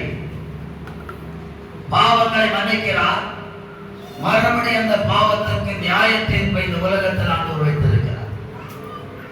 வேதம் சொல்வது, நீதிமானுக்கு பூமியிலே சரி கட்டப்படும். இங்க ஒரு நீதிமான், ஒரு தேவனுடைய மனுஷன் இந்த பூமியில நியாயம் தீர்க்கப்படுகிற அன்னைக்கு தான் கண்டு மூடும். நியாயம் தீர்க்கப்படுகிற அன்னைக்கு தான், நியாய தீர்ப்பு முடிகிற அன்னைக்கு தான் முழுமையாய் கர்த்தர் பரிசுத்த நிலைக்கு மாற்றி இருக்கிறார். அதான் நியாய தீர்ப்பு ரகசியம். மரித்த பின்பு நியாயஸ்தலத்தில் நிற்கலாம், அங்கே நம்ம சாதனையில விளக்கலாம்னா அதுக்கு வாய்ப்பே கிடையாது, வாய்ப்பே கிடையாது. வாய்ப்பு இன்னைக்குதான், உயிரோடு இருக்கிற நாட்கள் தான் நமக்கு வாய்ப்பு. நாம் நியாயம் தீர்க்கப்படுவதற்கு இந்த உலகத்துல தான் நமக்கு வாய்ப்பு. அமிதமாய் பாருங்க, பாவத்தை தேவன் மன்னித்து நம்முடைய மகளை தன்னுடைய மகளாய் ஏற்றுக்கொண்டார். அவர்களுக்கு என்னென்ன ஆவிக்குரிய காரியங்கள் தேவையோ எல்லாவற்றையும் நிறைவாய் கொடுத்து இவ்வாற்றும் தேவன் நடத்தி இருக்கிறார். எனக்கு 68 வயசு, எனக்கும் ஒரு ஆசை வந்துச்சு. அம்மாவுக்கு 67 வயசுல சொன்னோன்னே எனக்கும் ஒரு ஆசை வந்துச்சு, நம்ம அடங்காரதன் எப்படி இருக்கும். அல்லேலூயா. அதான் ஒரு உண்மையான ஒரு கிறிஸ்தவ ஜீவி. ஆகவே இங்க வேதம் தெளிவாய் சொல்லுகிறது, நியாய தீர்ப்பு மனுஷனுக்கு நியமிக்கப்படுகிறது. மரணத்துக்கு பிறகல்ல, மரணத்துக்கு முன்பு. அந்த கடைசி நியாயத்திற்பட ஆண்டவர் வந்து ஜீவபுஸ்தகத்தில் பெயரை வாசித்து நீ என்ன தவறு செய்தாய், என்ன பாவம் செய்தாய் சொல்லுன்னு கேட்க போறதில்லை. அப்படி இன்னைக்கு உலகத்தில் நடக்கிற மாதிரி அப்படியே பிடிச்சி இழுத்து போ அப்படின்னு தள்ளி விடுவதுதான் நியாயத்து. அன்றைய நியாயத்து தேவ பிள்ளைகளை என் பிதாவினால் நேசிக்கப்பட்டவர்களே, உங்களுக்காக ஆயத்தம் பண்ணப்பட்டிருக்கிற இடத்திற்கு வாருங்கள் என்று அவர் தன்னோடு அனைத்து சேர்த்துக் கொள்வார். அதே இடத்துல தான் போங்கள் என்று தள்ளிவிடுகிற சம்பவம் நடக்கும். அங்க அன்னைக்கு ஐயோ அம்மோ அம்மோன்னு சத்தம் போட்டா ஒண்ணு நடக்காது. அதான் இன்னைக்கு வேதம் சொல்லுது, ஒரே தரம் மன்னிப்பதும் என்று நியாயத்திற்படி. அன்பு தாயாருடைய பாவங்களை அவர் மன்னித்து ஏற்றுக்கொண்டார். ஆனால் அவருடைய வாழ்க்கையின் ஒரு பகுதியில மன்னிக்கப்பட்ட பாவங்கள் மறுபடியுமாய் நியாய தீர்ப்பாய் வரும். எப்படி வரும்? வாழ்க்கையில சில உத்தரவுகள், பாடுகள், நெருக்கங்கள், கஷ்டங்கள், நஷ்டங்கள், வேதனைகள், துன்பங்கள் எல்லாம் வருவதற்கு அர்த்தமே நாம் நியாயம் தீர்க்கப்பட்டுக் கொண்டிருக்கிறோம். இந்த நேரத்துல தான் இயேசுவை ஏற்றுக்கொண்டாலே விசுவாசிகள் கூட போட்டுட்டு ஓடிடுவாங்க. இப்படி எல்லாம் நமக்கு முடியாதம்மா, இப்படி எல்லாம் முடிஞ்சாதான் பரலோகம். அதான் நியாய தீர்ப்பின் ரகசியம். உலகத்துல நியாய தீர்ப்பு வேதம் அதைத்தான் தெளிவாக சொல்லுகிறது. பின்பு நியாய தீர்ப்பு. நியாயம் தீர்க்கப்பட வேண்டுமானால் முதல்ல செய்ய வேண்டிய காரியம் நாம் கிறிஸ்தவர்கள் மதிக்க வேண்டும். இயேசு சொன்னார், ஒருவன் மறுபடியும் நிறுவாவிட்டால் தேவனுடைய ராஜ்யத்தில் பிரவேசிக்க மாட்டான் என்று மெய்யாகவே மெய்யாகவே உங்களுக்கு சொல்லுகிறேன். ஆணித்தரமா சொல்லிட்டார். வேற வாய்ப்பே கிடையாது. பரலோகத்துக்கு போவோம் என்று சொல்லுகிறதுனால யாரும் பரலோகத்துக்கு போக முடியாது. அதற்கான தகுதிகளை பெற்றுக் கொள்ளாம இன்னைக்கு இந்த ஊழியத்துல இப்படிப்பட்ட ஒரு சாட்சி பிரபலமாய் வெளிப்பட தேவன் கிருபை செய்திருக்கிறார் என்றால் இன்றைக்கு இந்த சரீரம் கோதுமை மணியாக வைக்கப்பட்டிருக்கிறது. கட்டாயம் இந்த கோதுமை மணி முளைத்து எழும்பும். எங்கெங்கெல்லாம் இவருடைய வார்த்தைகள் சொல்லப்பட்டதோ, அவனுடைய வார்த்தைகளை இவர்கள் சொன்னார்களோ, அங்கெல்லாம் இவர்கள் போய்விட்டார்கள், அவர்கள் முளைத்து எழுப்புவார்கள். யாரெல்லாம் வார்த்தைகளை கேட்டார்களோ அவர்கள் எழுப்புவார்கள். ஒரு நாளில் இயேசு வருகிற பொழுது இந்த சரீரமும் மர்மமாக்கப்பட்ட சரீரமாய் உயிரோடு எழும்பும். மர்மமாக்கப்பட்ட சரீரமாய் எழுப்பி அவர்கள் சேர்த்துக் கொள்ளப்படும் என்று வேதம் சொல்கிறது. அதாவது வேதத்தில் விதமாய் சொல்கிறது, இதோ ஒரு ரகசியத்தை உங்களுக்கு அறிவிக்கிறேன். நாம் எல்லாரும் நித்திரை அடைவதில்லை, ஆகிலும் கடைசி எக்காலம் தொலைக்கும் போது ஒரு நிமிஷத்திலே ஒரு இமைப்படுதலே நாம் எல்லாரும் மறுரூபமாக்கப்படுவோம். இயேசு வருகிற பொழுது வருகிற வரைக்கும் உயிரோடு இருக்கிற நாம் அவர் வருகிற பொழுது மறுரூபமாக்கப்படுவோம். ஒருவேளை அவருடைய வருகைக்கு முன்னால் மரித்து போனால் இளைப்பாறிக் கொண்டிருப்போம். அவருடைய வருகையில நம்ம எல்லாருக்கும் முன்பாக அந்த சரீரம் மறுரூபமாக்கப்பட்டு ஆண்டவரோடு சேர்க்கப்படும். அதற்கு பின்னால்தான் இந்த நம்முடைய சரீரங்கள்லாம் மறுரூபமாக்கப்பட்டு போகும். இவையெல்லாம் ஒரே நொடி பொழுதுல நடக்கும் என்று வேதம் சொல்கிறது. அல்லேலூயா. ஆகவேதான் அன்பான தாயாருடைய வாழ்க்கையில, அதாவது தாயாருடைய வாழ்க்கைன்னு சொன்னாலும் நம்ம வாழ்க்கையை தான் சிந்திச்சு பார்க்கணும். அதான் பேசிக்கொள்றாங்க. நம்ம வாழ்க்கையை தான் சிந்திக்கணும். ஏன் வாழ்க்கையில அதான் காரியம். அவர் ரட்சிக்கப்பட்ட பின்பு குறிப்பிட்ட காலங்களுக்குள்ள சில நியாய தீர்ப்புகள் நம்முடைய வாழ்க்கையில் வரும். இந்த பிள்ளைகளெல்லாம் தாயார் உருவாக்கி இருக்கிறாங்கன்னா எல்லாவற்றிலும் நிறைவாயிருந்து உருவாக்கி இருக்க மாட்டார்கள். எல்லாவற்றிலும் திருப்தியாயிருந்து உருவாக்கி இருக்க மாட்டார்கள். இந்த பிள்ளைகளுக்காக தன்னுடைய ஜீவனை கொடுத்திருப்பார்கள். இந்த பிள்ளைகளுக்காக கர்த்தருக்குள்ளாக பிரயாசம் இருப்பார்கள். இந்த பிள்ளைகளுக்கு மேல கண்ணு கர்த்தமாக இருந்திருப்பார்கள். உற்று கவனித்துக் கொண்டே இருந்திருப்பார்கள். ஏன்னா பிள்ளைகள் வெளிதவறிவிடக்கூடாது. பிள்ளைகள் ஆண்டவரை பின்பற்றி எனக்கு அடுத்த தலைமுறையாக தற்க வேண்டும் என்பதில் அவர்கள் கருத்தாய் இருந்திருப்பார்கள். இவ்விதமாக இந்த தலைமுறைகளை உருவாக்குவதற்காக அவர் இயேசு கிறிஸ்துவால் நியாயம் தீர்க்கப்பட்டார்கள். இந்த உலகத்தில் அல்லேலூயா. இவ்விதமாய் அவர்கள் நியாய தீர்ப்பை ஏற்றுக்கொண்டார்கள். அவர்கள் நியாய தீர்ப்பை ஏற்றுக்கொண்டு அதை கடந்து வந்தார்கள், அதை ஜெயித்தார்கள். ஆண்டவர் நியாய தீர்ப்பு சொல்லியிருப்பாங்க, ஆமா ஆண்டவரே நான் அப்படி செய்த தப்புதான், அப்படி வாழ்க்கை உண்மைதான், இதெல்லாம் சரிதான், இதெல்லாம் சரிதான் அப்படின்னு ஆண்டவர் சொல்லியிருப்பாங்க. எப்போ நியாய தீர்ப்பு. அதன் நிமித்தமே தேவனுடைய கிருபை அவர்களுக்கு உண்டாயிற்று. அவர்களுக்கு தேவனை குறித்த வாஞ்சை உண்டாயிற்று. தலைமுறைகள் எவ்விதமாக இருக்க வேண்டும் என்கிற எண்ணம் உண்டாயிற்று. இன்னைக்கு ஆண்டவர் அடுத்த தலைமுறைகளை ஆசீர்வதிக்கிறார். தலைமுறையான ஆசீர்வாதங்களை இந்த பூமியில கர்த்தர் கொடுக்கிறவர். சந்ததியாய் பரிசுத்த சந்ததியாய் உருவாக கர்த்தர் கிருபை கொடுக்கிறவர். ஆகவே அடுத்த தலைமுறைகளும் அன்பு தாயாருடைய வாழ்க்கையை சரியாய் பின்பற்ற வேண்டும். இன்னைக்கு சொன்னாங்க ஒரு நல்ல சாட்சி. இன்னைக்கும் ஒரு சின்ன வீட்டில் நாங்க எல்லாரும் ஒரே குடும்பமா தான் இருக்கிறோம்னு சொன்னாங்க. எவ்வளவு பெரிய சாட்சி. நம்ம குடும்பத்திலேயே அநேக குடும்பங்கள்ல அப்படிப்பட்ட நிலை இல்லாத ஒரு சூழ்நிலை பார்க்கிறோம். ஆனா இப்படிப்பட்ட ஒரு சாட்சி எனக்கு கேட்கிறோம்னா தேவனுடைய கிருபை. இப்படிப்பட்ட ஒரு வாழ்க்கையை தான் ஆண்டவர் விரும்புகிறார். இப்படிப்பட்ட ஒரு வாழ்க்கைக்காகத்தான் தேவன் நம்மை அழைக்கிறார்.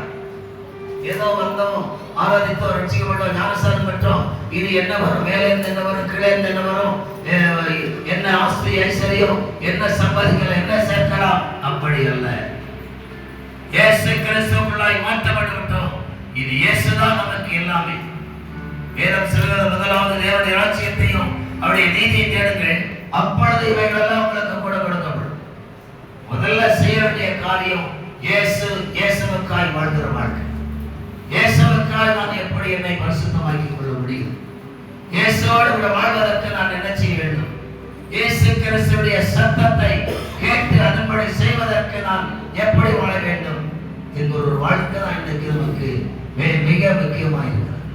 ஆகவேதான் இவ்விதமாக ஒரு குறிப்பிட்ட காலம் அன்பு தாயார் இந்த உலகத்துல நியாயத்திற்கு உட்படுத்தப்பட்டு மிகுந்த பிரயாசப்படுவார்கள், பாடுகள் அனுபவித்திருப்பார்கள், பலவிதமான துன்பங்களை அனுபவித்திருப்பார்கள். ஆனா எதுவுமே வெளியே தெரியாது. அவங்க விசுவாசித்ததுனால எல்லாவற்றையும் ஏற்றுக்கொண்டு தனக்குள்ளே வைத்துக் கொண்டார்கள். தனக்கும் தேவனுக்கு உரிய காரியம் என்று வைத்துக் கொண்டிருந்திருப்பார்கள்.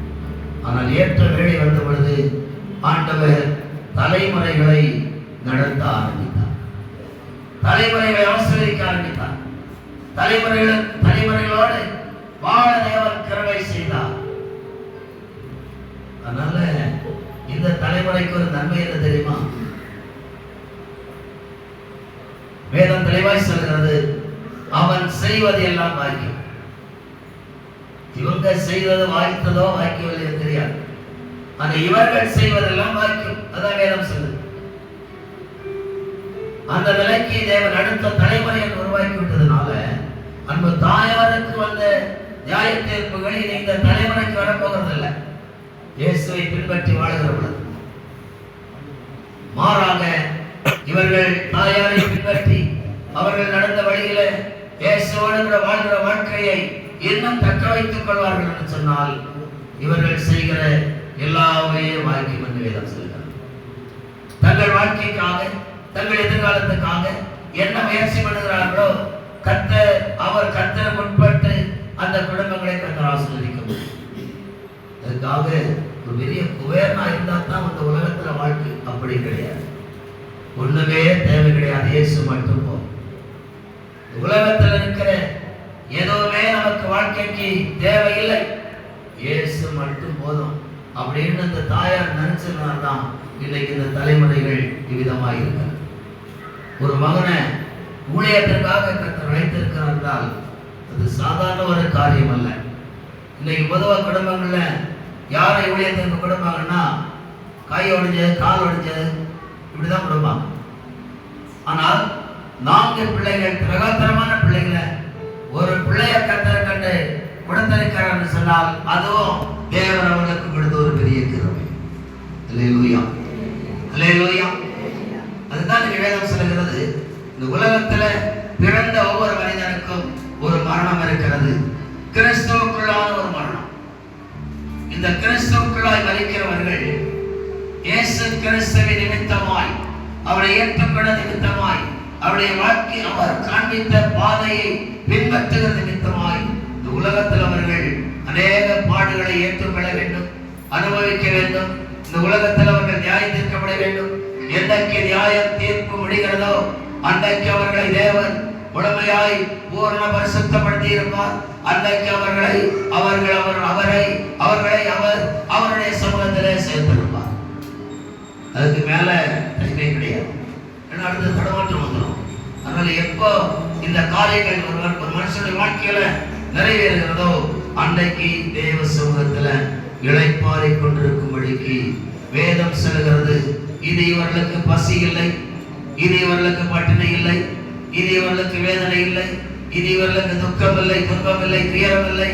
அவர்கள் கண்ணீர் யாவையும் தேவன் துடைப்பார் என்று சொல்கிறார். இனி இவர்கள் கண்ணீர் எல்லாம் தேவ சமூகத்துல பேசிட்டே இருக்கும், தலைமுறைகளுக்காக பேசிட்டே இருக்கும். ஆகவேதான் அடுத்த வார்த்தையில பார்க்கிறோம், கிறிஸ்துவும் அநேகருடைய பாவங்களை சுமந்து தீர்க்கும்படிக்கு ஒரே தரம் பலியிடப்பட்டு தமக்காக காத்து கொண்டிருக்கிறவர்களுக்கு ரட்சிப்பை அருளும்படி இரண்டாம் தரம் பாவம் இல்லாமல் தரிசனமாக பரிசுத்த வாழ்க்கையை அங்கே சொல்லுங்க. இயேசு கிறிஸ்து ஏற்றுக்கொண்ட பின்பு, ஞானஸ்நானம் பெற்று சபையில சேர்க்கப்பட்ட பின்பு பரிசுத்த வாழ்க்கை தான். இயேசு சொன்னார், அதாவது அவர் அநேகருடைய பாவங்களுக்காக தன்னை அர்ப்பணித்தார். அர்ப்பணித்ததுனால அநேகருக்கு ரட்சிப்புண்டாகும்படிக்கு அவர் மறுபடியும் பாவம் இல்லாமல் தரிசனமானார். ஒரு மனுஷனுடைய ரட்சிப்பின் ரகசியமே அதான். இந்த உலகத்துல பாவிகளாய் இருந்த நம்மை தேவன் அழைத்து ரட்சித்து அவருடைய நீதிக்கு உட்படுத்தி அதற்கு பின்பு இயேசு கிறிஸ்து வேதத்தை முழுவதுமாய் நமக்கு கட்டுப்படுத்து, எப்படி வாழ வேண்டும், எப்படி வாழக்கூடாது என்ற நிலையெல்லாம் நமக்கு கட்டுப்படுத்து ஒரு பரிசுத்த ஜாதியாய், ஒரு பரிசுத்த சந்ததியாய், பரிசுத்த குடும்பமாய் கர்த்தர் நம்மை நடத்துகிற வேளையில இங்க இயேசு சொன்னபடி அநேகருக்கு ரட்சிப்புண்டாகும்படிக்கு அவர் பலியானது போல அநேகருக்கு ரட்சிப்புண்டாகும்படிக்கு அன்பு தாயாரும் பலியாக இருக்கிறார்கள். உண்மை. தாயார் ரட்சிக்கப்பட நிமித்தம் கேட்டோம், சாட்சிகளை கேட்டோம். அநேக ரட்சிக்கப்பட்டிருக்கிறார்கள் அவருடைய வார்த்தைகளை கேட்டு.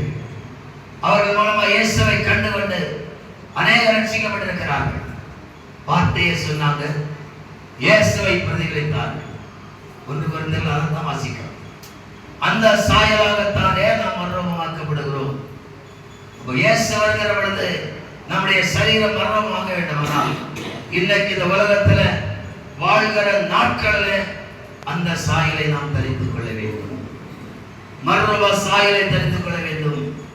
பரலோக ராஜ்யம் இந்த பூமியில வந்திருக்கிறது வேதம் சொல்கிறது. அந்த பரலோக ராஜ்யத்திற்கொத்த ஒரு வாழ்க்கையை இந்த உலகத்தில் நாம் வாழ்ந்து காட்ட வேண்டும். அதற்காகத்தான் ஆண்டவர் நம்ம எல்லாரையும் அழைத்திருக்கிறார். அதுக்கு சாட்சியாக இன்றைக்கு அன்பான தாயாருடைய சரீரம் முன்னால் வைக்கப்பட்டிருக்கிறது. அதை குறித்த சாட்சி இதழ் என்பதை நாம் கேட்டுக்கொண்டிருக்கிறோம்.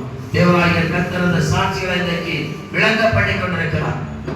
ஆவிக்குரிய வாழ்க்கை ரகசியத்தை அவர் நமக்கு முன்னால் உறுதிப்படுத்திக் கொண்டிருக்கிறார். வேத வசனங்களுடைய நிறைவேறுதலை நமக்கு முன்னால கர்த்தர் வைத்திருக்கிறார். ஆகவே இந்த வேளையில அந்த தாயாருடைய அவர்கள் வாழ்ந்த வாழ்க்கை, அவர்கள் நடந்த பாதைய தாயாருடைய குடும்பம் மட்டுமல்ல, இந்த சபையில் இருக்கிற ஒவ்வொரு குடும்பங்களும், இந்த தேசத்தில் இருக்கிற இயேசுவை அறிந்தவர்கள் அறியாதவர்களோ ஒவ்வொரு குடும்பங்களும் ஹல்லேலூயா இயேசுவை அறிந்து கொள்ளும்படிக்கு எல்லாருடைய கண்களை கொள்வோம். ஹல்லேலூயா ஹல்லேலூயா ஹல்லேலூயா.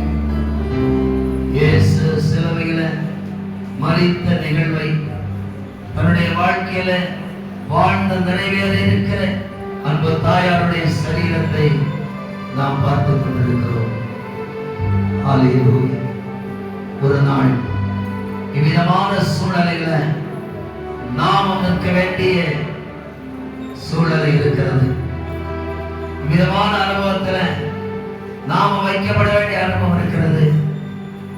அன்றைக்கு இவ்விதமாய் நம்முடைய சாட்சிகள் வெளிப்பட வேண்டும். வேதத்தினுடைய நிறைவேறுதல் இங்கே சுட்டி காண்பிக்கப்பட வேண்டும். ஹல்லேலூயா. அந்த பரம வாக்கியத்தை பெற்றுக்கொண்ட அன்பு தாயார், ஹல்லேலூயா, ஸ்தோத்திரம். கடைசி நேரங்களில் கொஞ்சம் கஷ்டப்பட்டிருந்தாலும் அதுவும் கூட மீதியாக இருந்த நியாயத்தை பெறுதால் சொல்ல முடியும். கஷ்டப்பட்டிருந்தாலும் அவருடைய வாயிலிருந்து ஒரே ஒரு வார்த்தை வந்து கொண்டிருந்தது. சொன்னார்கள், என்னை பரிசுத்தப்படுத்தும், என்னை பரிசுத்தப்படுத்தும் என்ற வார்த்தை அவர்களை பரிசுத்தப்படுத்திக் கொண்டே இருந்தது. தேவன் குறித்த நேரம் வந்த பொழுது தன்னுடைய ஆவியை பிதாவுடைய கரத்தில் ஒப்பு கொடுக்க வாய்ப்பு கொடுக்கப்பட்டது. ஒப்பு கொடுத்தார்கள், பரம ராஜ்யத்தில் சேர்க்கப்பட்டார்கள். அன்பான தெய்வ பிள்ளைகளே, ஒரு நாளில நம்முடைய காரியமும் இதுதான். ஹல்லேலூயா.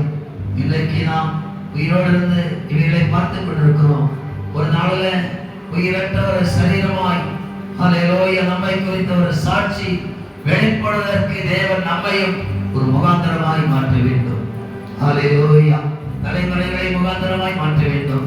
ஆண்டவர் தொடர்ந்து அந்த தலைமுறைகளுக்கு விசுவாச பாதையை உறுதிப்படுத்தும், உறுதியாய் நிலைத்திருக்க தேவன் கிருபை கொடுக்க வேண்டும். ஹல்லேலூயா. தலைமுறையான ஒரு ஆசீர்வாதத்தை பெற்றுக்கொண்டு பரிசுத்த ஜாதியாய் வாழ்ந்திருக்க கர்த்தர் கிருபை கொடுக்க வேண்டும். ஹல்லேலூயா. கூடி வந்திருக்கிற யாவர் மேலும் தேவ கிருபை கூட இருக்கட்டும். ஹல்லேலூயா. ஸ்தோத்திரம். ரட்சிக்கப்பட்டவர்கள் விதமான வாழ்க்கையை தங்களுடைய கொடுக்கப்பட்ட ஆயுசு நாட்களில் காத்துக்கொண்டு தங்களுடைய ஹல்லேலூயா ஸ்தோத்திரம் இயேசு கிறிஸ்துவோடு சேர்த்து விடுகிற அந்த நாளுக்காய் எல்லா நிலையிலும் காத்துக் கொண்டிருக்கத்தக்கதாகும். இவ்விதமாய் இயேசுவை அறிந்து கொள்ளாதவர்கள் இன்றைக்கு ஒரு தீர்மானத்தோடு இவ்விதமாய் நானும் இயேசுவை ஏற்றுக்கொண்டால் என்னுடைய மரணமும் இவ்விதமான ஒரு மகிமையாக இருக்கவே என்று சொன்ன அந்த ஒரு அனுபவத்திற்கு எதிராய் ஹல்லேலூயா கர்த்தர் உங்களை நடத்தட்டும். ஹல்லேலூயா ஸ்தோத்திரம். ஹல்லேலூயா. பரலோக பிதாவே, உம்மை துதிக்கிறோம், மகிமைப்படுத்துகிறோம். அப்பா ஆண்டவரே, விதமான ஒரு மகிமையான சூழ்நிலையை கர்த்தர் எங்களுக்கு தந்திருக்கிறீரப்பா. ஆண்டவரே, ஹல்லேலூயா ஸ்தோத்திரம். இந்த நேரம் ஒரு துக்கமான நேரமாக இருந்தாலும், ஒருவரால் ஈடுகட்ட முடியாத ஒரு பிரிவினையான ஒரு நேரமாக இருந்தாலும், கிறிஸ்துவுக்குள்ளாக வேத வசனத்தை ஆதாரமாய் கொண்டு நாங்கள் ஆண்டவரே நிறைவாய் நிற்கிறோம், திருப்தியாய் நிற்கிறோம். ஹல்லேலூயா. பரம கானான் தேசத்தில் நம்முடைய மகள் ஹல்லேலூயா ஏற்படுத்தப்பட்டிருக்கிறார்கள் என்று நாங்கள் பரம திருப்தியாய் நிற்கிறோம். அம்மா ஹல்லேலூயா ஸ்தோத்திரங்கள் இருக்கிற நாங்கள் யாவரும் எங்களில் ஒருவர் கூட இந்த வாய்ப்பை இழந்து போகாதபடிக்கு ஹல்லேலூயா பரம கானானை நாங்கள் ஒருவர் கூட இழந்து போகாதபடிக்கு ஒவ்வொருவருக்கும் தேவன் நாமே கிருபை தருவீராக. ஹல்லேலூயா ஸ்தோத்திரம். அந்த யாவர் மேலும் தேவ கிருபை இருக்கட்டும். ஹல்லேலூயா ஒவ்வொருவரையும் ஹல்லேலூயா பரிசுத்த ஆவியானவர் நாமே பலப்படுத்துவீராக. அவ்விதமாய் இந்த சபைக்காய் ஜெபிக்கிறோம், ஊழியக்காரருக்காய் ஜெபிக்கிறோம், அவருடைய குடும்பங்களுக்காய் ஜெபிக்கிறோம், ஊழியத்திற்கு ஒவ்வொரு விசுவாச குடும்பங்களுக்காய் ஜெபிக்கிறோம். எல்லா நிலையிலும் கர்த்தர் அவரவரை தம்முடைய சித்தத்தின்படியே பயன்படுத்தி ஒவ்வொருடைய வாழ்க்கையும் பரம கானானுக்கு எதிராக சென்று நிறைவடைய கர்த்தர் கிருபை செய்வீராக என்று ஜெபிக்கிறோம். ஹல்லேலூயா. நாமம் மகிமைப்படுத்தும். இப்பொழுது தாவே இந்த சரீரத்தை நாங்கள் நல்லடக்கத்திற்காக எடுத்து செல்லிருக்கிறோம். தேவ பிரசன்னங்களுக்கு வாங்க செல்லட்டும். பரலோக தூதர்கள் கரங்களில் ஏற்றி செல்லட்டும். ஹல்லேலூயா. ஹல்லேலூயா ஸ்தோத்திரம். தாவே தொடர்ந்து இந்த வேளையை பொறுப்படுத்திக் கொள்ளும், வழி நடத்தும். இயேசுவின் நாமத்தில் ஜெபிக்கிறோம் நல்ல பிதாவே. ஆத்துமாவே கர்த்தரை ஸ்தோத்திரி, என் முழுவதுமே பரிசுத்தரை ஸ்தோத்திரி. என் ஆத்துமாவே கர்த்தரை ஸ்தோத்திரி, கர்த்தர் சகல உபகாரத்தை மறவாதே. ஆமென். ஹல்லேலூயா. ஹல்லேலூயா. ஹல்லேலூயா.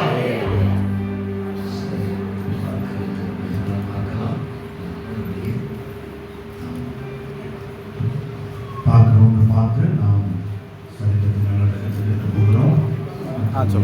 ஹலோ. பார்த்துவிட்டு வெளியே வாருங்கள். கலரை யாரும் வேண்டாம்.